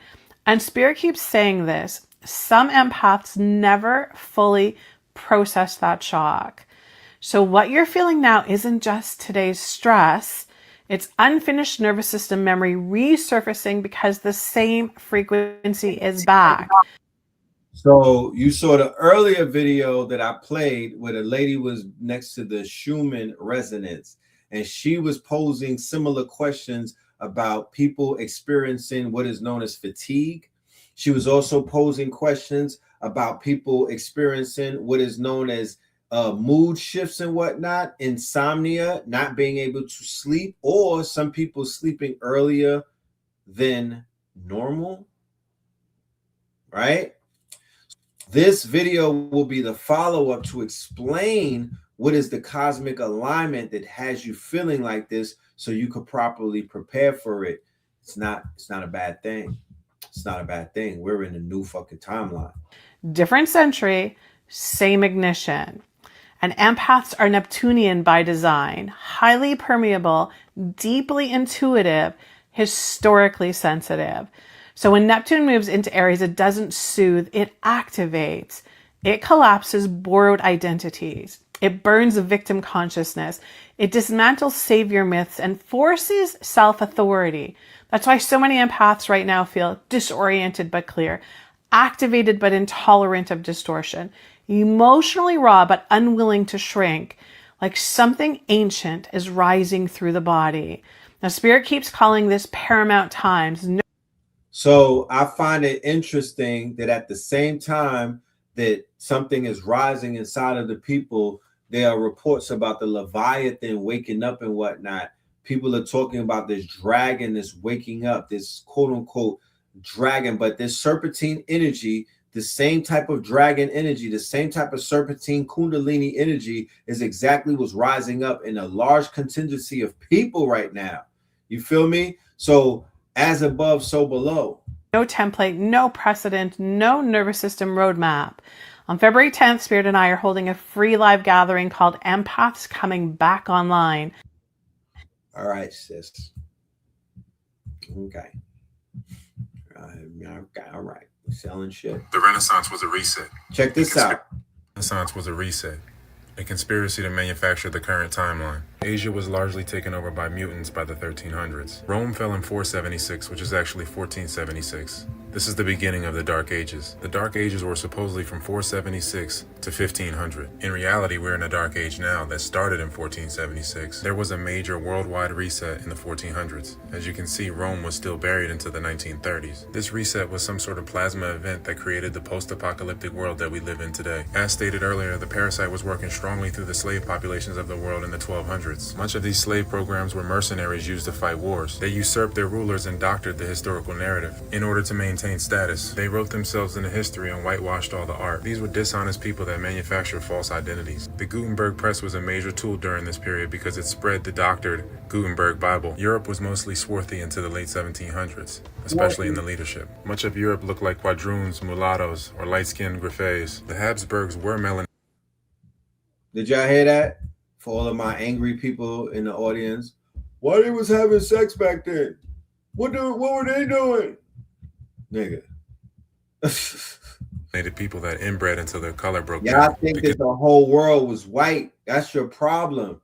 Y'all assumed that everybody was white around the world. Like, nigga, everything they taught you was a fucking lie. You have to leave with that. He said Europe was swarthy. You know what swarthy is, right? Olive complexion, dark, amalgamated, right? It wasn't the amount of pale people on the planet right now. It wasn't even that amount of people back then. The fuck? This is some new shit. Gutenberg Bible. Europe was mostly swarthy into the late 1700s, especially in the leadership. Much of Europe looked like quadroons, mulattoes, or light-skinned griffes. The Habsburgs were breaks, a bunch of motherfucking DJ Khaled's, and a bunch of French Montanas. People that inbred until their color broke down. The Castilian royalty is who ran the Moors out of Europe, and they crossbred with the Habsburgs. This gave the mutants massive holdings. The mutants sought to take Italy after the fall of Rome because they wanted to take the Vatican. The same thing happened to the swarthy Brits that got taken over by the fallen Anglos. There were 3 Napoleons, 3 clone mutants. They sought to whitewash Europe, and I got a picture of Napoleon looking blacker than me, bro. I got a picture of Napoleon, he's darker than me. Facts. History through usurpation. This is why we have a constant kidnapping of popes. The popes were swarthy. The people were swarthy. The mutant minority wanted to rule by proxy by controlling the popes. That's why there was the black nobility. So Britain, Italy, and Spain fall in the 1400s and their holdings are taken over by mutants. Throughout this process, the Bible is continually edited for control. Many sections of the Bible are hollowed out by the 1800s. Protestantism is controlled opposition. It was created to destabilize swarthy Europe and divided Catholic and Protestant. The French Revolution, which was a slave uprising, brought about the Napoleonic era, which brought endless reset wars. This consolidated much of Europe's art where it's hidden in France today. These wars reshaped the borders and skin colors of Europe. World War I and World War II were an extension of the Austro-Prussian War. These resets are ongoing. Many acknowledge that the timeline was tampered with. Few realize to what extent it was tampered with. There are no dated or inscribed portraits of Caesar. Major figures like Da Vinci were manufactured. This guy's good at everything. He's like the Dos Equis guy. Da Vinci, Michelangelo, Raphael, they never existed. They were manufactured like the rest of the history. Read this. 76, which is actually like they made the mutant ninja turtles, nigga. Those not real people. Like the Dos Equis guy. Da Vinci, Michelangelo, Raphael, they never existed. They were manufactured like the rest of the history. Read this. They don't have their story straight. They just convinced you that they do. The world wars of the 20th century were an effort to genocide and sever Europe from its swarthy and melanated background, getting rid of the last. I always have said that. The same thing with the Civil War over here. That World War shit was wiping out every single remnant of melanated people left in Europe. That's why you niggas walk around thinking that Europe is a fucking ice wall or white land, and it never was that. Quadroons and destroying many of the old world buildings that destroy their narrative. Even today, they invented nothing. Even CERN was found. It wasn't built. Okay. So CERN was found and it was not built. These Tartarian cities were found. They were not built. Atlanta is a city on top of a city on top of a city. Who the fuck was in that bottom city? Latin America, them places were not, they were found. They were not discovered. All of that, we came in, Nigga. These are all swarthy lands. This is all the empire. And it fell. It fell in flames. It fell. Man. If you only knew. Niggas will watch Game of Thrones till their eyes fall out, but won't go and do the motherfucking research and crack a book and find out the real Game of Thrones. The real Game of Thrones. You know what I'm talking about? With the real, it's real beheaded. Let us continue. We got a few more. America is the old world. So I went to the Parthenon in Athens, Greece. Nashville, Tennessee, to check out this exact replica the Matrix says was built in 1920. Really sit with that for a second, because if you were blindfolded and dropped off here randomly, you'd swear you're standing in ancient Greece. Now what's interesting is before Nashville was known for country music and whiskey, it was originally called the Athens of the South. But that's just the cover story, because once you start paying attention, you see examples of ancient architecture all throughout Nashville. A lot of you locals have seen these Greek and Egyptian style buildings. It doesn't matter where you are, right? Every major city in America has these old world structures. Rome never fell. The founding fathers, all Freemasons. They didn't build any of this. They found it. The government buildings, the monuments, the capitals, these were all already here. So why is there an exact replica of the Parthenon in Tennessee? Well, the story goes is they first built this as a temporary structure made of wood and plaster for the 1897 World Fair, which we're also never taught about, right, is these World Fairs. Then they rebuilt the permanent structure 20 years later. But there's two problems with that. Since when does a temporary structure last 20 years? And then two is I did a bit of digging and found this book that came out with the World's Fairs, and it debunks the whole thing. In here, it was originally described as a permanent structure. It says nothing about wood and plaster, but stone, brick, and iron. It was listed as fireproof. This alone proves somebody is lying. Now, this place is also the holder of the world's largest set of matching bronze doors in the world. Now, for reference, I am 5'11". These doors are 24 feet tall and weigh 7.5 tons each. So I'm talking to one of the workers here, and she told me the doors were supposedly built in Long Island, New York. So I asked, okay, well, how were they moved here? 4 15,000-pound doors, surely that's a feat everyone would want to document. Well, no official comment on how the doors were moved. No construction photos either. Nashville is suspicious. And the construction photos for the actual building, only 2 of them. Both Photoshopped. If you really pay attention and use your discernment, you can see the scaling in this photo is completely off. And in this one, it's always the same thing. You see a fully erected building with some scaffolding slapped around, and that's all the proof they need. And then you look at the supposed architect. You mean to tell me a Civil War veteran, Master Mason by the way, laid out the blueprints for all of this? No. You gotta understand secret societies, rewriting history. Go see my last post about the World Fairs. All these World Fairs were coordinated by Master Masons, and these events were indoctrination points. They were international projects where secret societies would start rewriting the narrative. Anyone who's dove into Freemasonry knows how obsessed they are with all this stuff. Go look back into the World Fair's photos and you'll see it. All these places look like ancient Greece. Chicago, New York, St. Louis. Go back to the World's Fair for Nashville and you will see a giant Egyptian pyramid, the Mystery School, the Greek Initiation Temple, the Phoenician Bridge or Brotherhood, all in the guise of American progress. This is their religion. This is what they do. Go to any major city in America and you will find these buildings that weren't inspired by the old world, but are the literal remains of it. Talk about it. Talk about it. All right, let's get to this. Of Nigeria wasn't about God. It's about something else. In the first 3 videos, I told you why Africans shouldn't welcome US military intervention, why the bombing had to be on Christmas, and why African Christians are so easily manipulated when religion is used as the hook. Now it's time for the people erased from this story, the Muslims of Nigeria. Because if this bombing was really about saving Christians, someone needs to explain why Muslims are dying at the same rate in the same conflict, and why US bombs fell on a place people didn't even know there was a war. If you've been watching this series from the beginning, get your popcorn. Things are about to get cinematic. Pay attention. On Christmas Day, the US fired Tomahawk missiles into Sokoto State, hitting a village called Jabo. Residents of Jabo told reporters they'd never experienced a terror attack there before, ever. They're confused. Why was their village targeted? The group everyone knows, Boko Haram, doesn't even operate in Sokoto.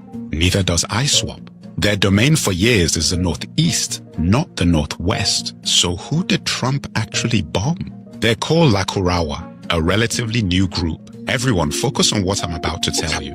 Lakurawa is not a domestic Nigerian insurgency like Boko Haram. They're affiliated with Islamic State Sahel province, fighters who are reported to cross into Nigeria from Mali and Niger. Told you. So Nicki Minaj, who put her name and her likeness behind the bombing of Nigeria, is a state-sponsored agent who's helping the Trump administration upend and assassinate the revolution that's going on in the Sahel region. That's what the fuck is happening. That's what you just heard, and I'll go back to it so he can lay it out a little even more. On Christmas Day in Nigeria, they bombed the motherfuckers that are working with the Sahel region, the revolutionaries, Ibrahim Traore and his people. They wasn't bombing Boko Haram, and they wasn't helping no Christians using the pretext, and they were banging on the revolutionaries, and they're going to go in there and they're going to execute, or they're going to try to assassinate all three of those leaders before the end of this year. Facts. This wasn't about Nigeria's old war or saving Christians. If it were, those bombs would have fallen on the regions most affected. This was about the Sahel. Sokoto borders Niger. Analysts have confirmed that Lakurawa fighters used the porous border to move back and forth, operating as an extension of Sahel instability spilling south. When Trump bombed Sokoto, they didn't just hit an ISIS cell. They opened a new front. Now zoom out and take a look at Nigerian history. We are almost evenly split between Muslim and Christian. The north is majority Muslim, the south is majority Christian. Nigerian Muslim lives have been taken by the same groups for years, in mosques, in villages, on roads. But that part never makes the Western headlines, because once you admit Muslims are victims too, the Christian rescue story collapses. This isn't a holy war. It's something far more sinister and obvious to anyone who knows true African history. In the next video, I'll explain exactly how the Sahel alliance of Mali, Niger, and Burkina Faso factor into this strike. Captain Traore was recently made head of the alliance, and he warned Africa, "We must prepare for difficult times." Some even said, to quote a famous book, "Winter is coming." This was part 4 of 7. Subscribe, follow, like, comment, share. Winter is coming. Winter is here, baby. Okay. So let's get into our, that was a great pretext, or that was a great pivot right there. So we could get into our conversation for the title of our presentation tonight. Nicki MAGA Minaj is on brand. Nicki MAGA Minaj is on brand.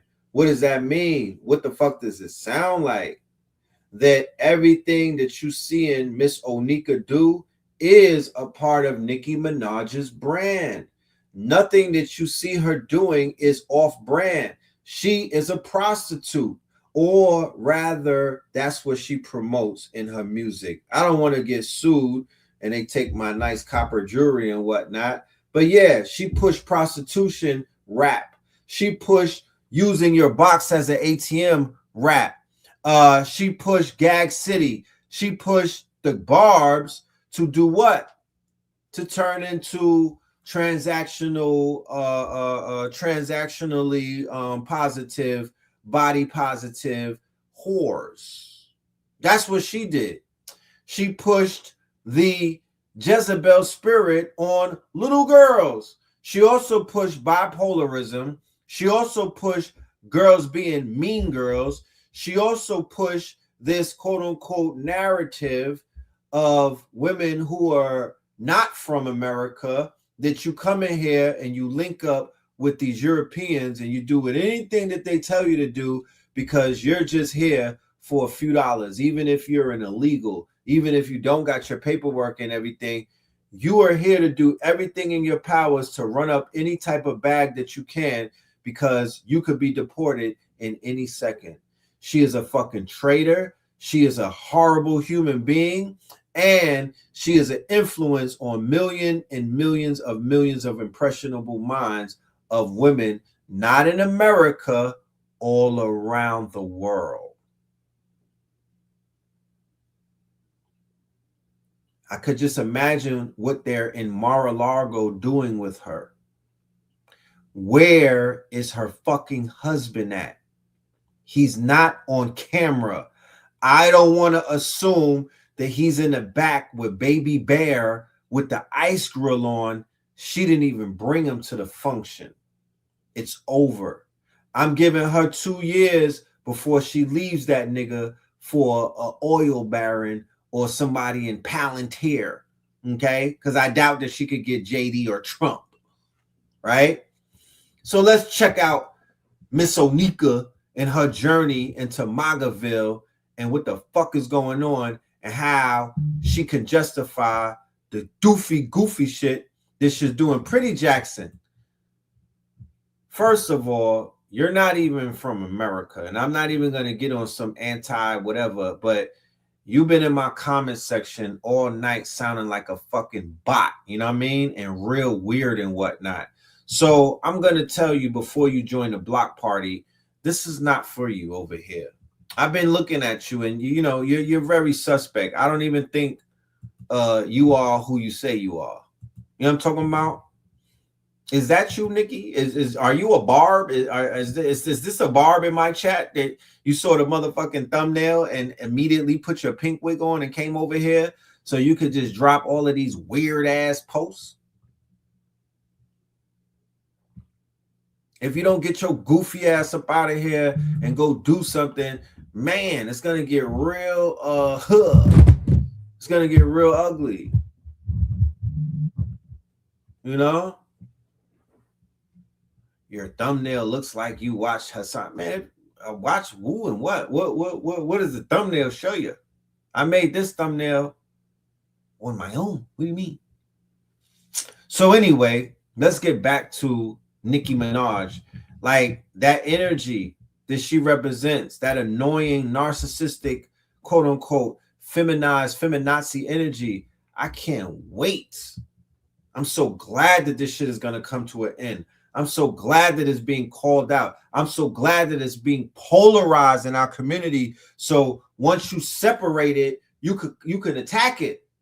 Because prior to this, you couldn't say anything about the Barbs. You couldn't say anything about Nicki Minaj and her influence or her negative influence, albeit the fact that this is a beautiful young woman who is very talented. Let's not overlook that. Shout out to her and Fendi and on the Come Up DVD. I watched her come up. I watched her rise. I watched her go from a flat-chested, NASA-tall, young, skinny lady into what we saw right now, surgically enhanced, silicone-bodied, quote-unquote, BBL, queen of the BBLs and whatnot. I watched how she influenced multiple women to get BBLs. I watched how she made women who were considered to be, she brought a lot of women into the forefront to, quote-unquote, be proud of who they were. You know what I mean? But because she's flawed in herself, she did not, quote unquote, create this Barb following to whereas she was giving these women the empowerment that they really needed. No, she empowered them to be bullies.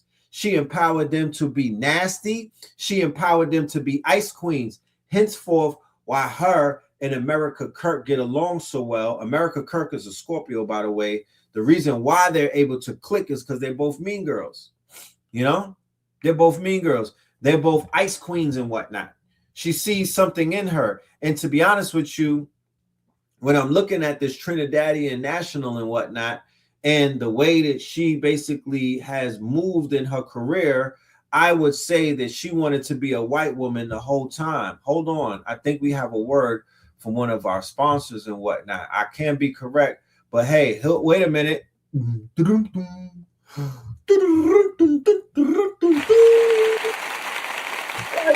Entertainment is back. white women entertainment is back. Because this is what it is. She's entertaining white women. This is another episode of WWE. She's doing this to appeal, of course, to white men, but she's putting on because she wants to be Erica Kirk. That's what those long weaves are about. That's why the bitch is getting lighter in complexion and whatnot. That's where all of that shit comes from. She, like many others, especially those who didn't have to deal with these pale people all their lives, they have this affinity of quote-unquote mimicry that they want to be like Erica Kane. Remember Erica Kane? What was her name? Susan Lucci from All My Children. It started all the way with the soap operas. Their mothers were mimicking white women like Zaza Gabor. You know what I'm talking about? Their mamas were mimicking Europeans and whatnot, and it spilled over to the girls, to the daughters, right? Has anybody seen, because I don't think y'all understand when I showed you America Kirk and I was explaining to you what this was, and I was like, yo, she's destiny swapping with Candace Owens. Has anybody seen Candace Owens lately? I haven't. We're literally at the last January the 30th right now. I have not heard from, nor have I seen Candace Owens with the same energy that she had before she met and sat down with Erica Kirk, who looks like Charlie when she takes her makeup off, right? What the fuck happened to your girl, Candace, or we call her Bandis Owens? What happened to her? Whatever happened, where is she?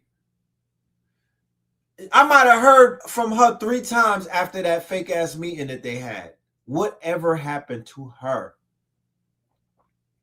She was live last night. It didn't matter. Her voice is not echoing in the echo chambers anymore. She doesn't even have the appeal that she had. She got neutralized by this girl right here. Yeah, she exposed a video of her laughing. Yeah, I heard that video, but it wasn't even, it didn't even hit, my niggas. It's too late. She's gone. She doesn't, she gave up the, whatever happened, she got zapped, and she's not her. She had 32K watching live. She had 300K when I was tapped in with her. She had 300K, and she was doing 1 million in a few hours, maybe 1 hour after she went live. Yeah, she got zapped. Her shit got neutralized. Fuck you mean? Yeah, she back to doing she back to doing Wendy Williams type shit. What do you mean? She back to do, she's trying to keep up with Just with the Mess. She ain't going in her bag no. She don't even have a bag. Birkin is gone. You know? And America Kirk is sitting counting up bankrolls, laughing, sitting down with motherfucking Nicki Minaj, getting ready to go on a twofer, right? On a 2-man. It's her and Nicki with Donald and JD at Mar-a-Lago while Melania is at her movie premiere. How about it? Yeah, how about that? Yeah, they're lining them up. So this was the beginning. Okay. Yeah, Candace's team, white WWE. She was putting on for white women. White women are being entertained by ICE. White women are being entertained by Trump. White women are being entertained by Erica. Now white women are being entertained by Nicki. Huh? Nicki Minaj deletes her IG after losing nearly 10 million followers amid backlash over her recent MAGA alliance. So it was the sit down with this lady. She did not appear with Donald Trump up to this point. It was this right here. She lost 10 million followers after she sat down with this lady at the America First, quote unquote, ritual or ceremony, whatever they call it, right? And then she professed her love for Trump, and the Barbs was like, I'm out of here. You know who it was? The gays. But they got gays for Trump, but she chased a lot of the gays away. That's who was unfollowing her. She went against her core audience and shitted on the gays. You know that, right? a Nicki a Bandits collab is coming. I could see it. I could see it. Nicki Minaj forgets that she was an immigrant, an illegal immigrant, and now she supports Trump. So this is sort of like the timeline leading up to where we see her today or the other day and whatnot. So, you know, yeah. Then she went after Don Lemonhead, and her going after Don Lemonhead was her official manifesto, or this was her curtain call with the gays. You know what I mean? Because at first she said some slick shit on stage with America Kirk and whatnot about the gays, right? About trans specifically, who are a target for the MAGA. There is a homoerotic relationship between white men and transsexuals on both the Democratic and the Republican side, both liberal and far right. They love them so much that they hate them. You know what I'm saying? They're infatuated with them so much. They're almost like a guilty pleasure for white men and whatnot. So the same way that black women are fetish, they kill black women after having fun with them, or after they are finished with them, they execute black women and they quote unquote chop them up. This has happened more than 10 times in the last year or two, right? That's the same thing that happens with these white boys or these quote unquote Europeans and whatnot with their transsexual fetishes and whatnot. They are out there knocking them off, you know, chopping them up, doing all type of stuff. But this spat that she had with Don Lemonhead was basically one of the this was like that. This was her public declaration that she's done with the gays. You know, of course, unless they're like turncoats, like what's the dude? What's the white scary boy that does makeup, and he doesn't have no morals and shit. You know what I mean? Unless it's one of those types, you know, she's kind of done with them. You know, she's kind of done with them. So that's what's going on right now. That's what's going on right now. Okay. All right, pretty. Your time is up. Okay. Welcome to the block party. Yeah. So she going against Don Lemon. She said some crazy shit to Don too. I was like, God damn it. You talking real slick to the boy, you know what I mean? And of course, he was trying to ether her, and he was like, "You're an illegal immigrant," you know, doing his Don Lemon shit. So then she was like, "All right, hold this motherfucking yeah, Jeffree Star. Jeffree Star is like one of those super demonic, no morality, broken wrist type of people, and you know." He don't have no morality. He's one of those for sale. He already sold his soul, so he'll probably be down with Nicki Minaj. She's gonna get some type of gay people to side with her and whatnot, because low key, a lot of them are Republicans. I don't know if y'all noticed or not. Low key, a lot of them are Republicans, and they don't care that the MAGA talks crazy about them. They more so care that the Trump and his administration are going to get niggas up out of here. That's what they wanted. They signed up for that. They want to see that. They will support that. They have anti-nigga gripes, okay? Because they want to be us. Nicki Minaj says the backlash for backing Donald Trump motivates her to support him more. I can't wait to the song. I can't wait to the jingle. I can't wait to the jingle, you know? I was watching a video and I was like, damn, is there a polar bear in the White House? Because I don't have the video right now. I got the slide. But when you see the video, it was like, why are you wearing, is this from Daniel's Leather? Like, what the fuck are you wearing, sis? The polar bear folks fur is not doing it for me. You could have came with the chinchilla or something. Like, you know what I'm talking about? She had some shit. It was like, it was some extra shit on her buns. You know what I'm talking about? It looked like she had a book bag underneath her fur. Yeah, she's definitely going for Miss Lady. Melania, watch out. You know what I'm talking about? Trump might be a polygamist. You never know. He might get on his polygamy shit and just bring about 3 of them inside. You know what I mean? Because I could see her raising Barron. I could see Melania saying, you know what? I'm gonna bring you in as a sister wife. I'll take care of baby little bear and whatnot. You take care of motherfucking Barron. This little nigga is too much. And then she'll call up Erica Kirk, who will be at JD's chilling with JD and Usha. Yeah, they wilding right now. You know what I'm talking about? So what is her and Donald Trump kissing up to Donald Trump? What does that do for young babies, little girls, girls from Brazil, girls from Mexico, girls from Panama, girls from Trinidad, girls from Jamaica, right? It's not just the girls in America.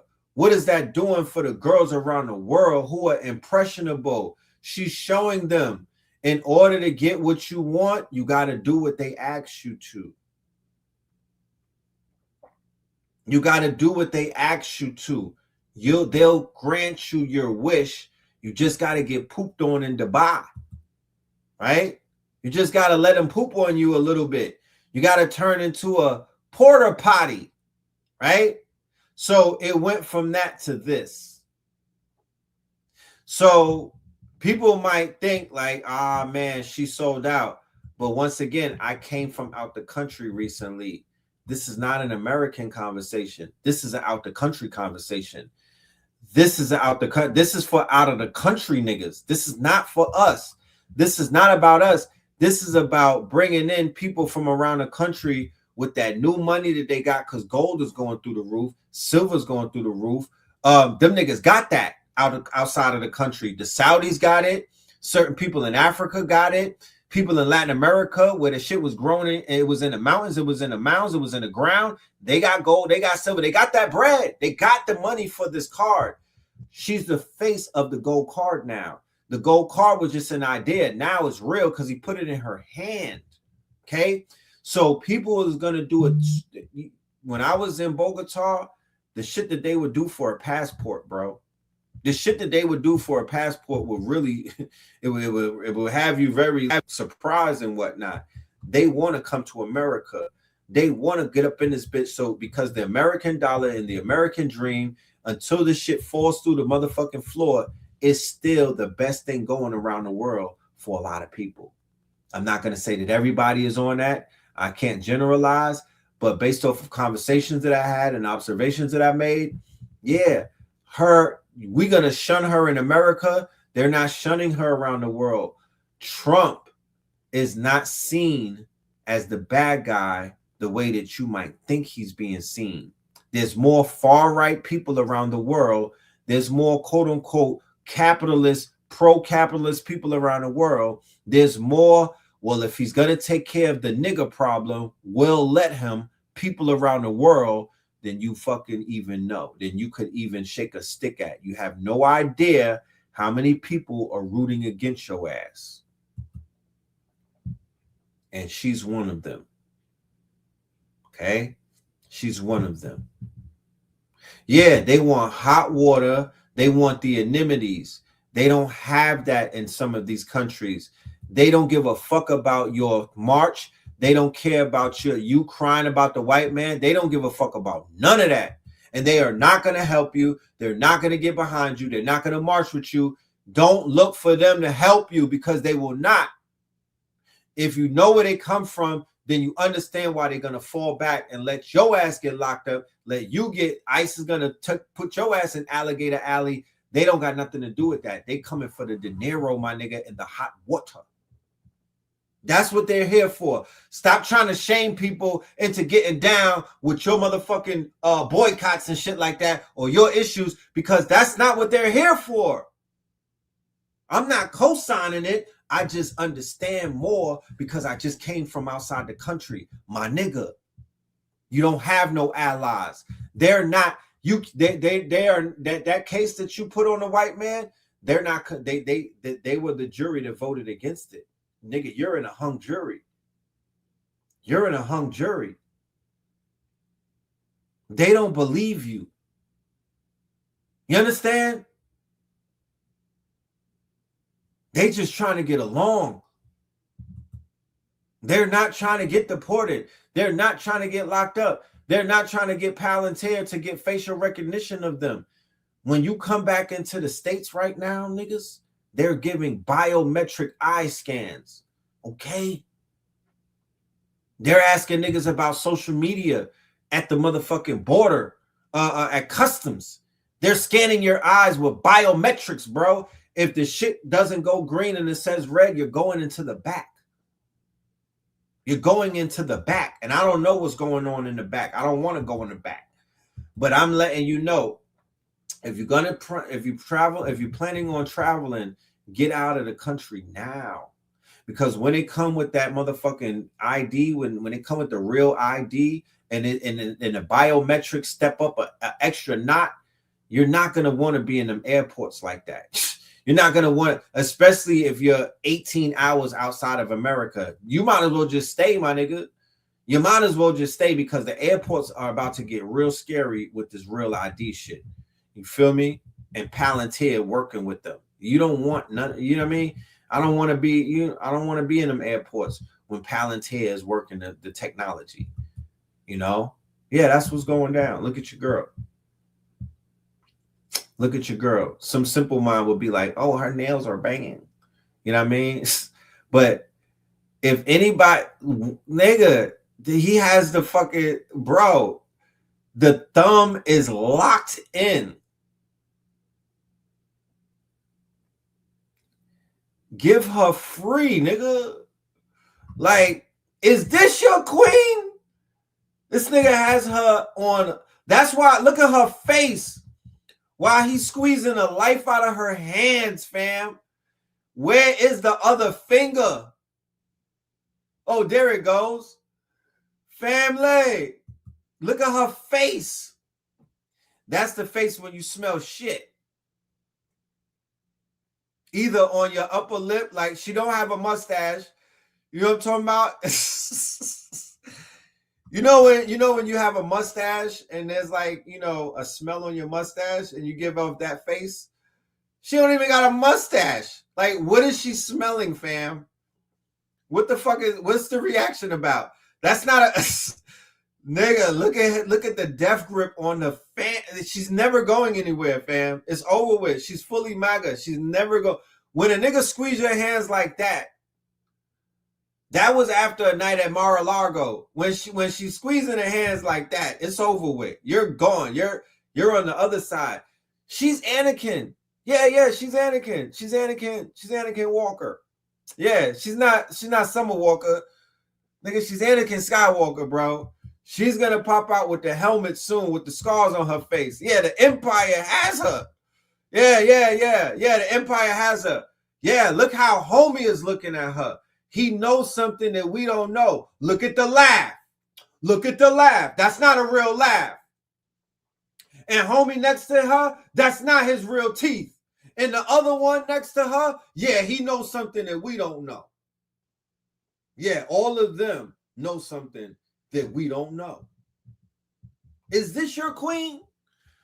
Come and get your girl. Is this your queen? What are they doing to her? That's not a real laugh. And this right here, that's not a real smile. So that's not a real hairline, nigga.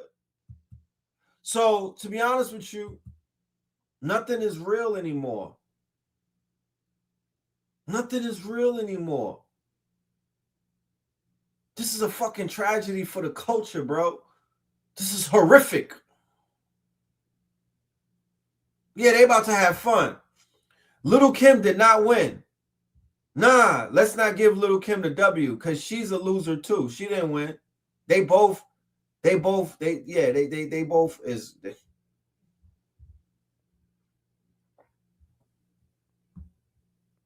Shit scary, y'all. I bees in the trap. I bees in the trap. I bees in the trap. I bees in the trap. Any girl that follows this lead right here, any young woman that follows this lead right here, tether or not, any young woman from 40 down, because remember, she has an appeal on women in their 60s and whatnot. She's the one that started the glamour movement and got the goddamn grandmothers out the house. It was her. Yeah, Scarlett won. Wait a minute. Did Cardi win? She going to the Super Bowl. Did Cardi win? Did she win this year? Talk to me. Talk to me. Safari with the W. she definitely on an auction. And Barron got Bitcoin money. Little Barron Trump. Come on, man. The whole Trump lineup. Let's just hope that Trump ain't on some Diddy shit where he passing the women around to the kids. I hope he ain't on some Diddy shit, but I suspect that he is. You know what I'm talking about?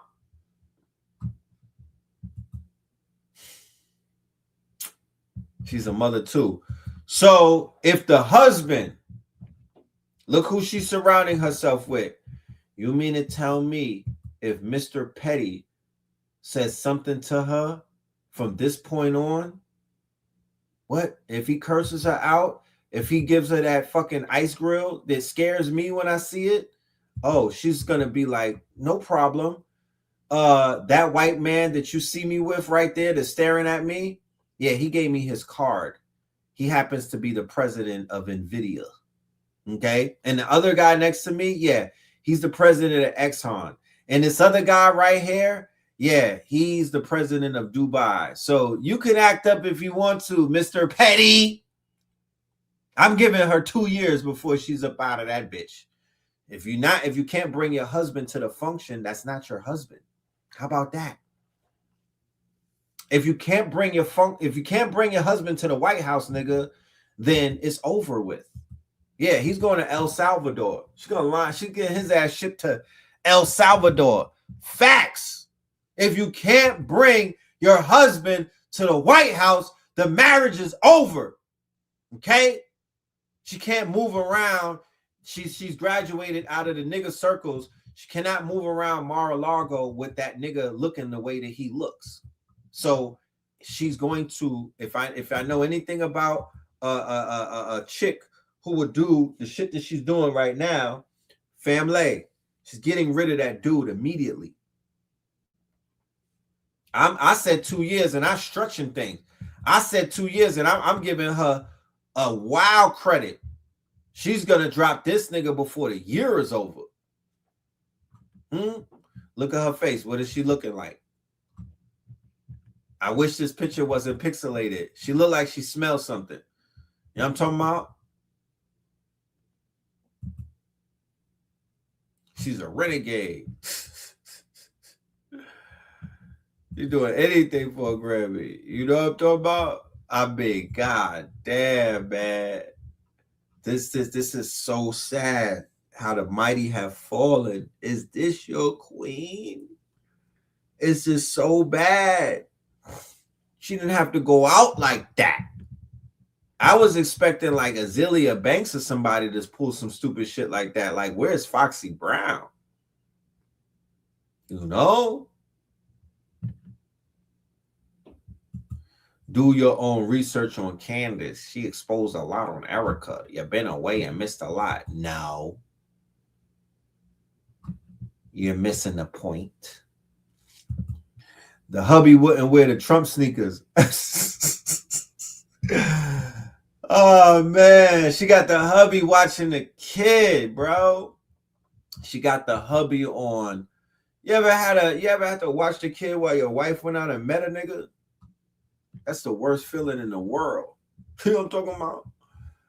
She left the child with the husband to go chill with Donald Trump and to talk about he's her number one. Yes, they always talk about how Trump smells bad, like he poops on himself, right? So the way that she's standing there with that face, she's like, did this nigga just poop on himself? God damn. I know I ain't smelling things. Yeah, man. He pooped on himself. He got excited and pooped on himself. So what are you gonna do? Okay.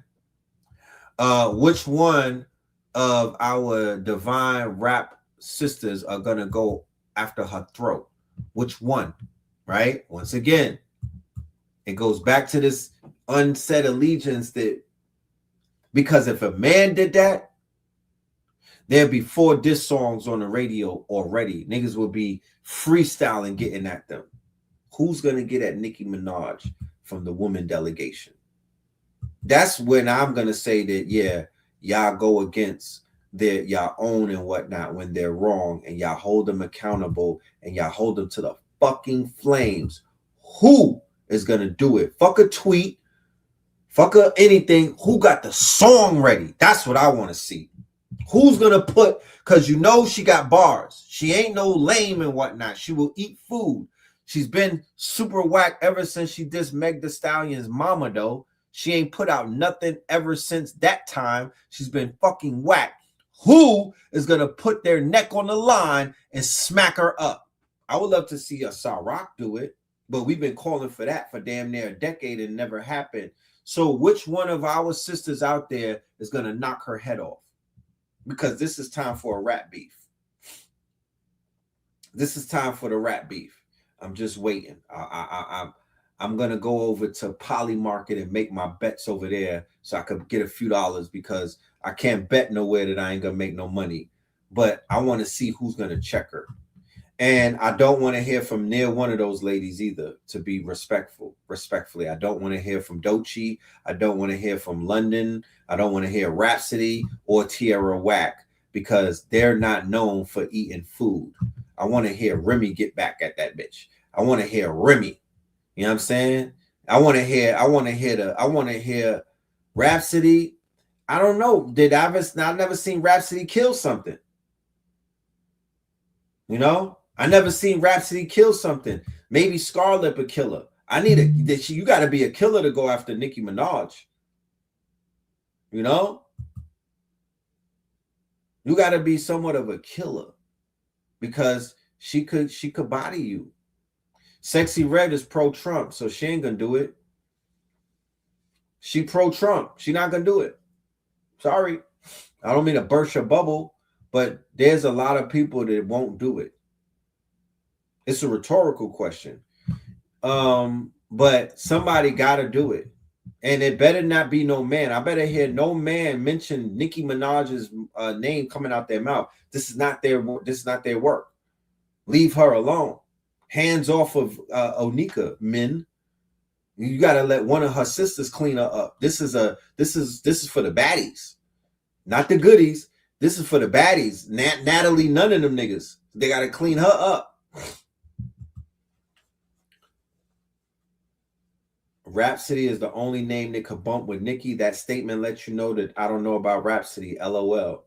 I'm not sleeping on Rhapsody, and as an artist, I will not get on the internet and try to downplay what Rhapsody brings to the game.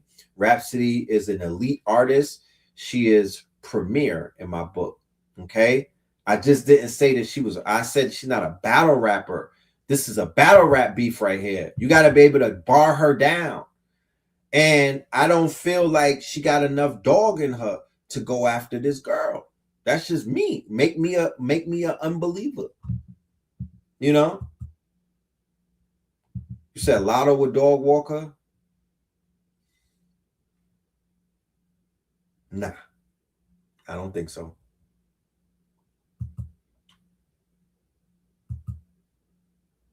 Armani Caesar. Is that how she get her name back? Armani. Rod Digger could do it. I don't want to see Lotto twerking and trying to get at Nicki Minaj, and she has a black scent. You know what a black scent is? She's like Belly Gang Kush. But shout out to him. He got some fly shit. But she got a black scent. She don't even have a real accent. She don't even have a real black accent. The one who could put her in a box is the one who got behind her. It would be Foxy Brown. I think Foxy would be, it would almost be like a wild card, because nobody would expect it, because you know she backs her because of the beef with Little Kim. but I could see Foxy switching up and just going after her. Like, girl, you done fucked up with this one. But Foxy is not political like that. You know what I mean? So once again, it just goes to show that there's not a lot of people that are that you have to be politically motivated to even see the problem in this. And a lot of people are not politically motivated. They don't even know the half.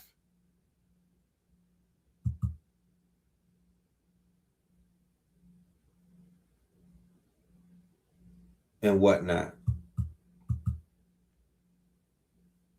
Her prime was in 2010. Well, really, her prime was in the mixtape Nicki. Yeah, that was true. Mixtape Nicki was really her prime.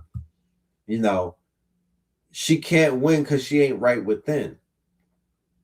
Like, you know, you could be strong and wrong, right? You could be wrong and strong. She's wrong and strong right now. She knows in her mind that she's kind of like nervous that she could get, you know, nobody brought up Meg Thee Stallion, and that's interesting. You know, nobody brought up Meg Thee Stallion.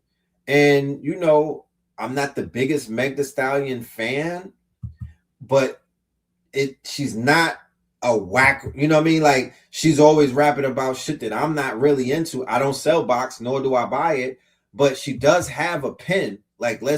She does have a pen.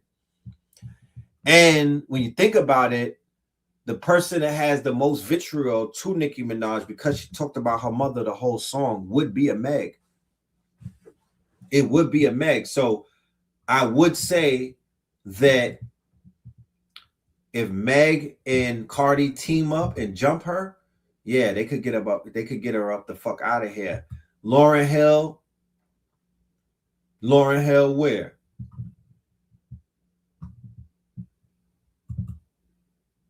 I don't think Lauryn Hill even got it. Yeah, Meg could do it, but she out here selling chicken and whatnot.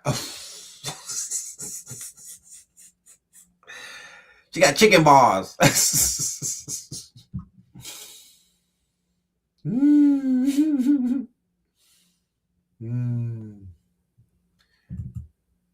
Glow will pack her up with that accent. You know what I'm talking about? Little skinny Glow. You think Glow could get her with her new nose? I don't know. And Remy is compromised. You know what I'm talking about? She out there at basketball practice eating Dunkin' Donuts, yeah, trying to be a fucking anime character. Oh, yeah, next. You know? Oh, she moved to Toronto with her bae. Man. So it remains to be seen. I don't know. I do know that she's coming out with a song for Charlie Kirk. I do know that. You know what I'm saying? And I do know that her next album is going to be called MAGA Minaj.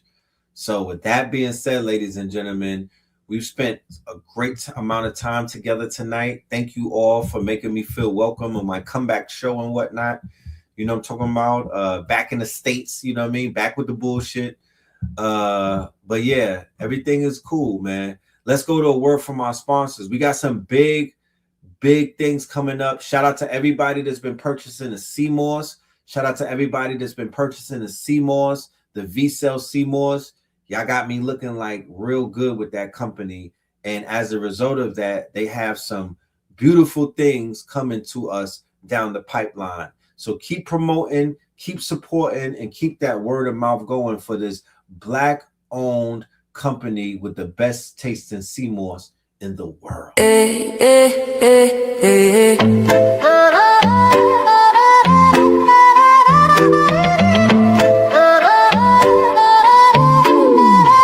V-Cell in my cup, I'm feeling boss. 21 flavors powered by CMOS. Glow from within, yeah, we never fall off. Count it up, 99 minerals, flaws. V-Cell in my cup, I'm feeling right. Sip to the sunrise, dance to the night. From the ocean's kiss to your city lights. 21 flavors, pure health in every bite.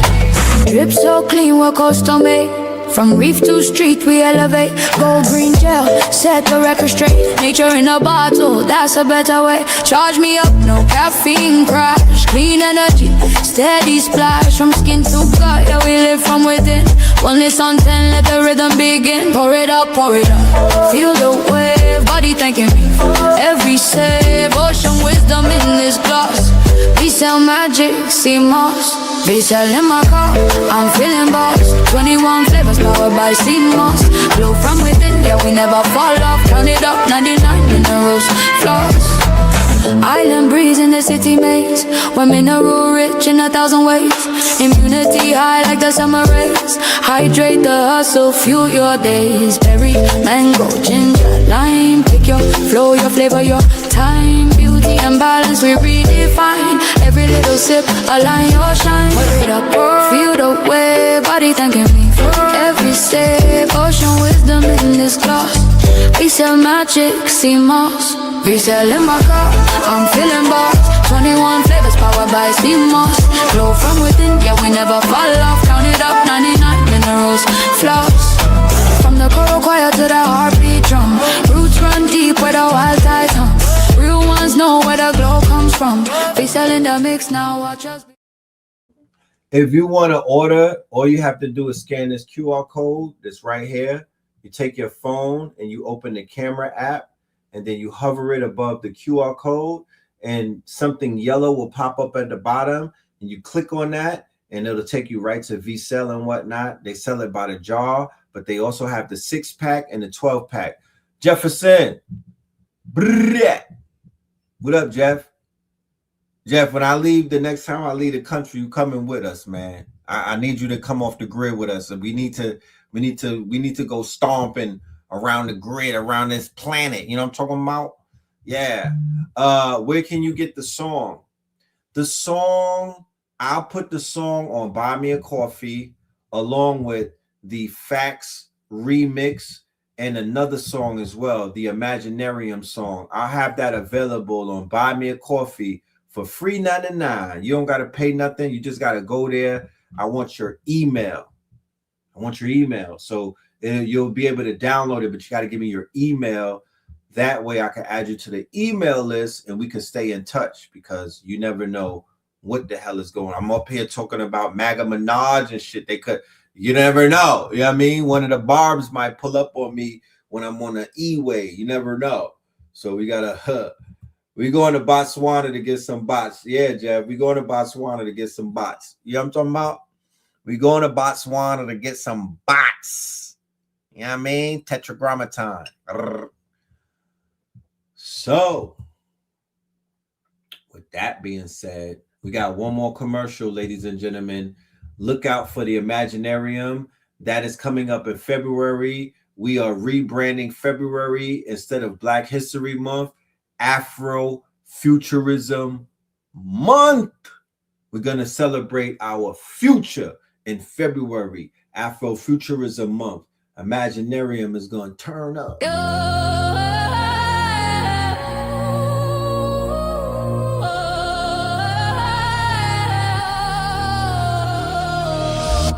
In Brooklyn shadow, dreams come alive. At dawn's new light, let your spirit thrive. Breathing courage, let your strength ascend. Dark fire rise and let the power blend. Your aura's a beacon, luck finds its way. With bold steps forward, seize a new day. Shouted proud, success is my own fate. I'm glimmering now, it's time to elevate. I'm a magnet for dreams, success my claim. In sync with fortune, dancing in the game. Wealth cascades freely, triumph ignites, my heart's ready. Soaring to new heights, gentle it's a rhythm in your soul's beat.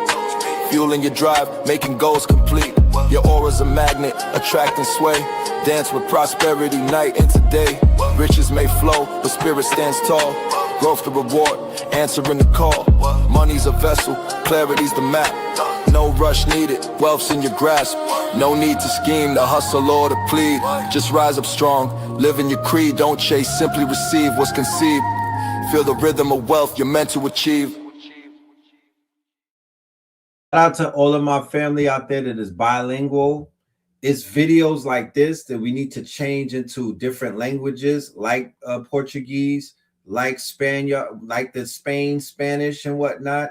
And these are the videos. Stuff like this has to be propagated. We have to propagandize our imagery around places like South America, Latin America, Central America. We have to get our videos of our Moorish ancestors. We have to get videos of us looking powerful. We have to get videos in music videos and AI videos of our Black inventors, the melanated inventors. I'm doing a whole series for Black History Month because we're paying homage to Black history, but we're also introducing the Afrofuturism. So I'm going to be highlighting all of the inventors, all of the creators and whatnot. We're going to use the AI to tell their stories and whatnot. And we're shifting and we're moving that around the world because they need to see us. We need to be in their face, arrogant as an MFer, but not in a bad way. I'm talking about arrogant to the point that you earned the right to be arrogant.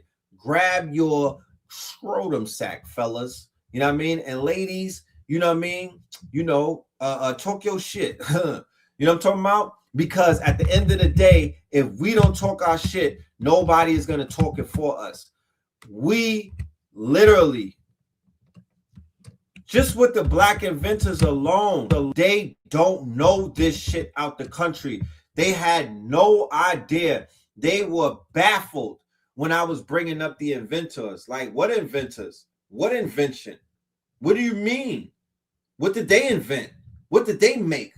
What did Negroes in America do? They have no idea. They have no idea. For real, for real. They don't know. And some of them don't care to know.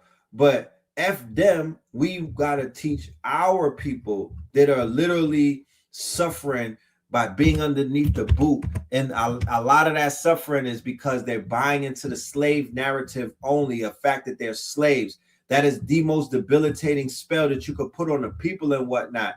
And it's a psychosomatic spell. They know how to control you. They know how to dehumanize, and they know also how to utilize the propaganda to pump up other people to basically look at you than less than human, so they could kill you like they've been killing them people in the favelas of Brazil.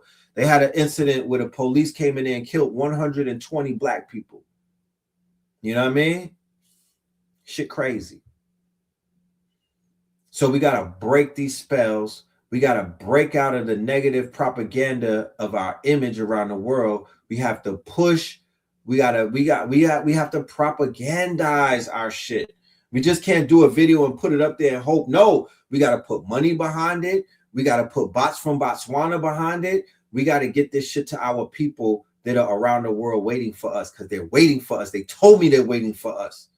They told me. And when I came, they rolled out a red carpet. They're waiting for us. But us is telling the rest of us, we can do it. But you're not sending me into South America by myself the next time. I'm not going into Latin America on a one-man mission. Those days are over. I did it. I did it. I put it on my back for y'all. I went into, nigga, I was in the Viper's Den. You don't understand what the fuck went down at that 10 days when I was away. I'm going to talk about it. We'll unpack some things, but nigga,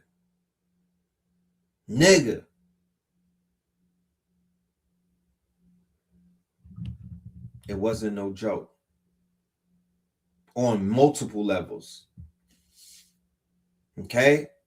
So before y'all niggas get all hyped, I want to go. I want to go. Red, you sign me up. All right.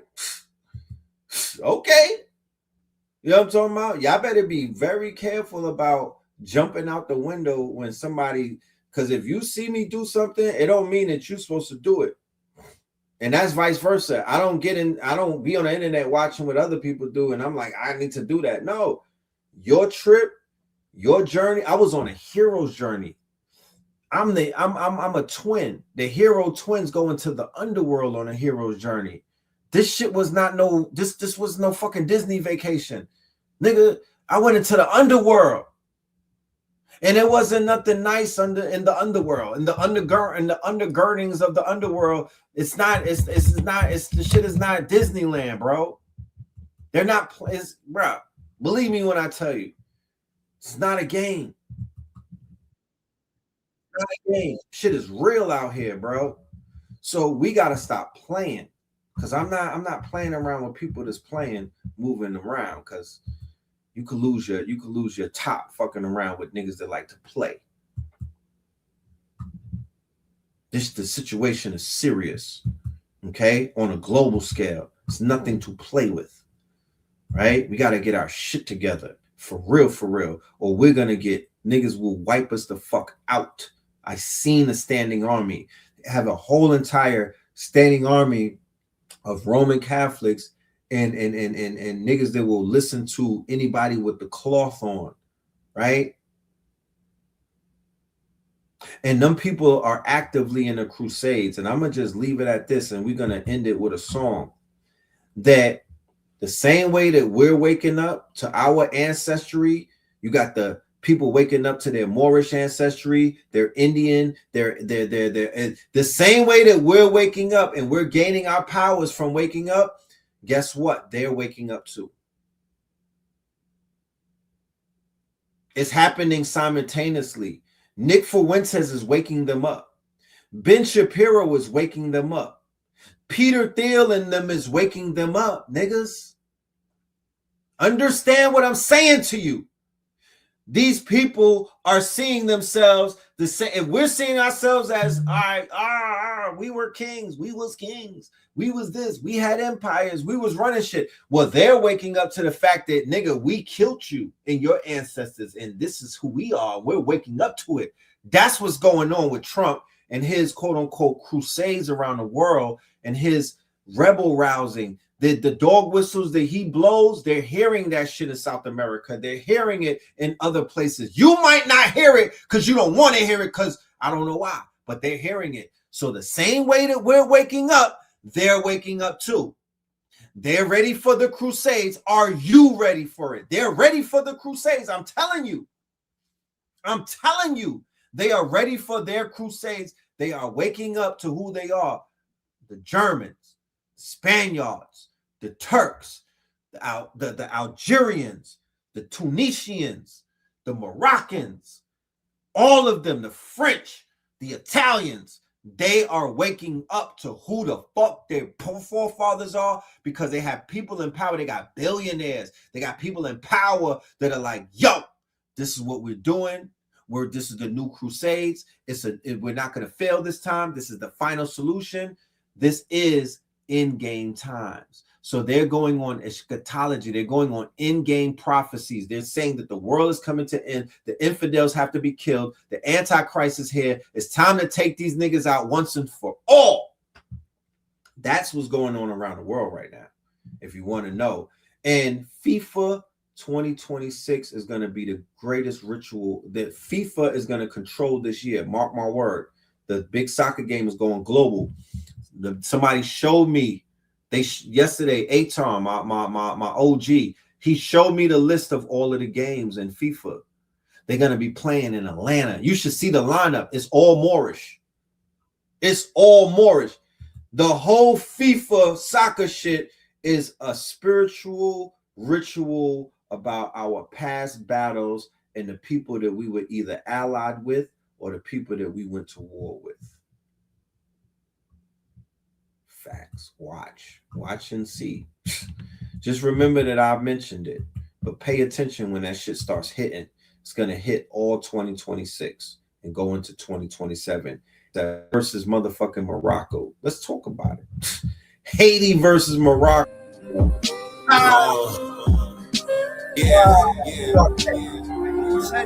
The guards is in the building. What makes them sharks? Rap guard, 8 dog. What they know. Big fish, big bank, no fear, no doubt. Inspiration and faith. Knowledge of self, dedicated, I'm great. I'm a shark in the tank, yeah, shark in the tank. Big fish, big bank, no fear, no doubt. Inspiration and faith. To this day. Knowledge of self, I'm dedicated, I'm great. I'm great, I'm great. The guards is in the building. What makes them sharks? Rap guard, 8 dog. What they know. To this day. Shark in the tank, big To this fish, day. big bank, no fear, no doubt, inspiration and faith, knowledge of self, dedicated, I'm great. I'm a shark in the tank, yeah, shark in the tank, big fish, big bank, no fear, no doubt, inspiration and faith, knowledge of self, I'm dedicated, I'm great, I'm great, I'm great, I'm great.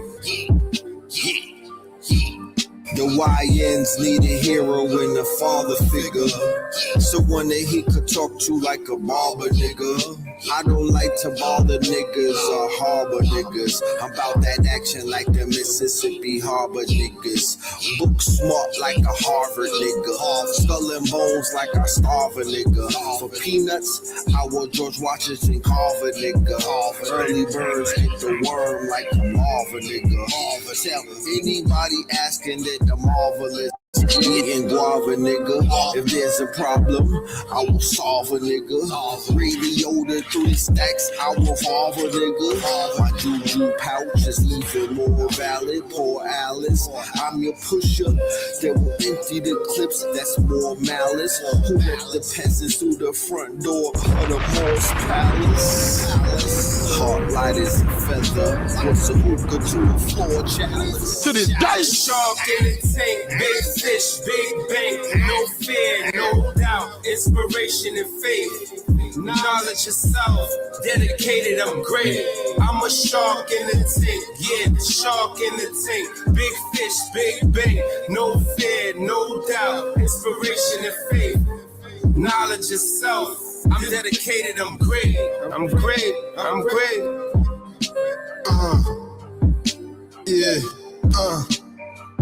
I got a hustler's heartbeat. Money keep coming like the rose of them sharks.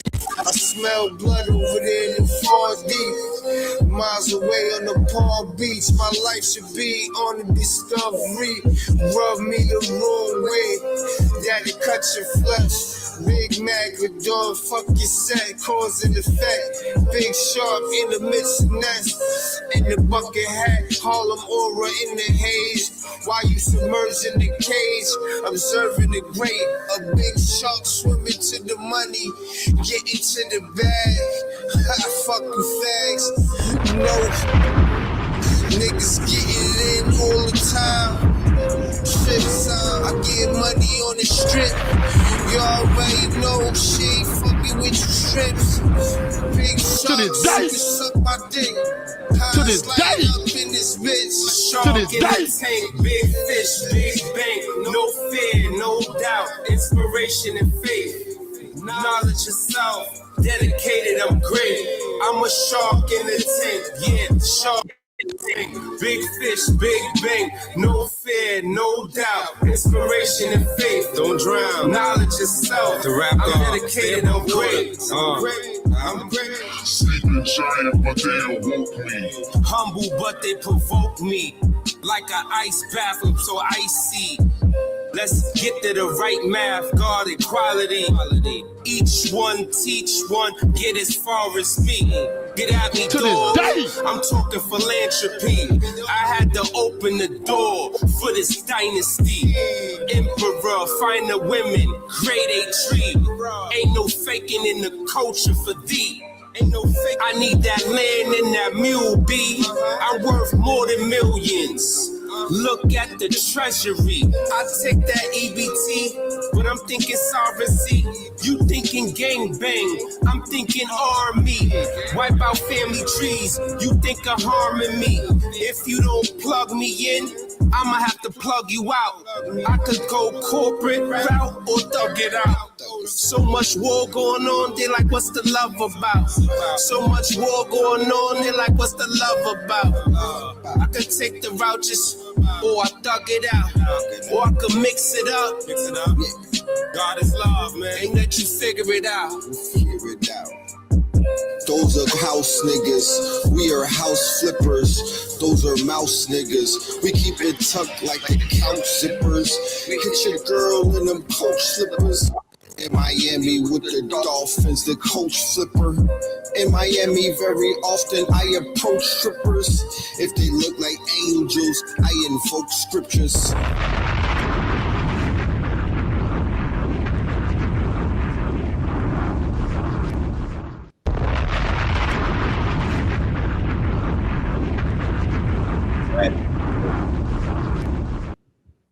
Just some ratchet shit that I did with my YNs.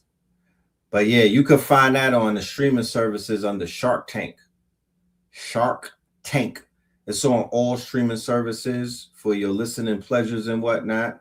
Shout out to Highs Light and shout out to my dude A-Thug, the rap god. You know what I'm talking about? You know, you gotta put on for the youth. You know, uncles outside.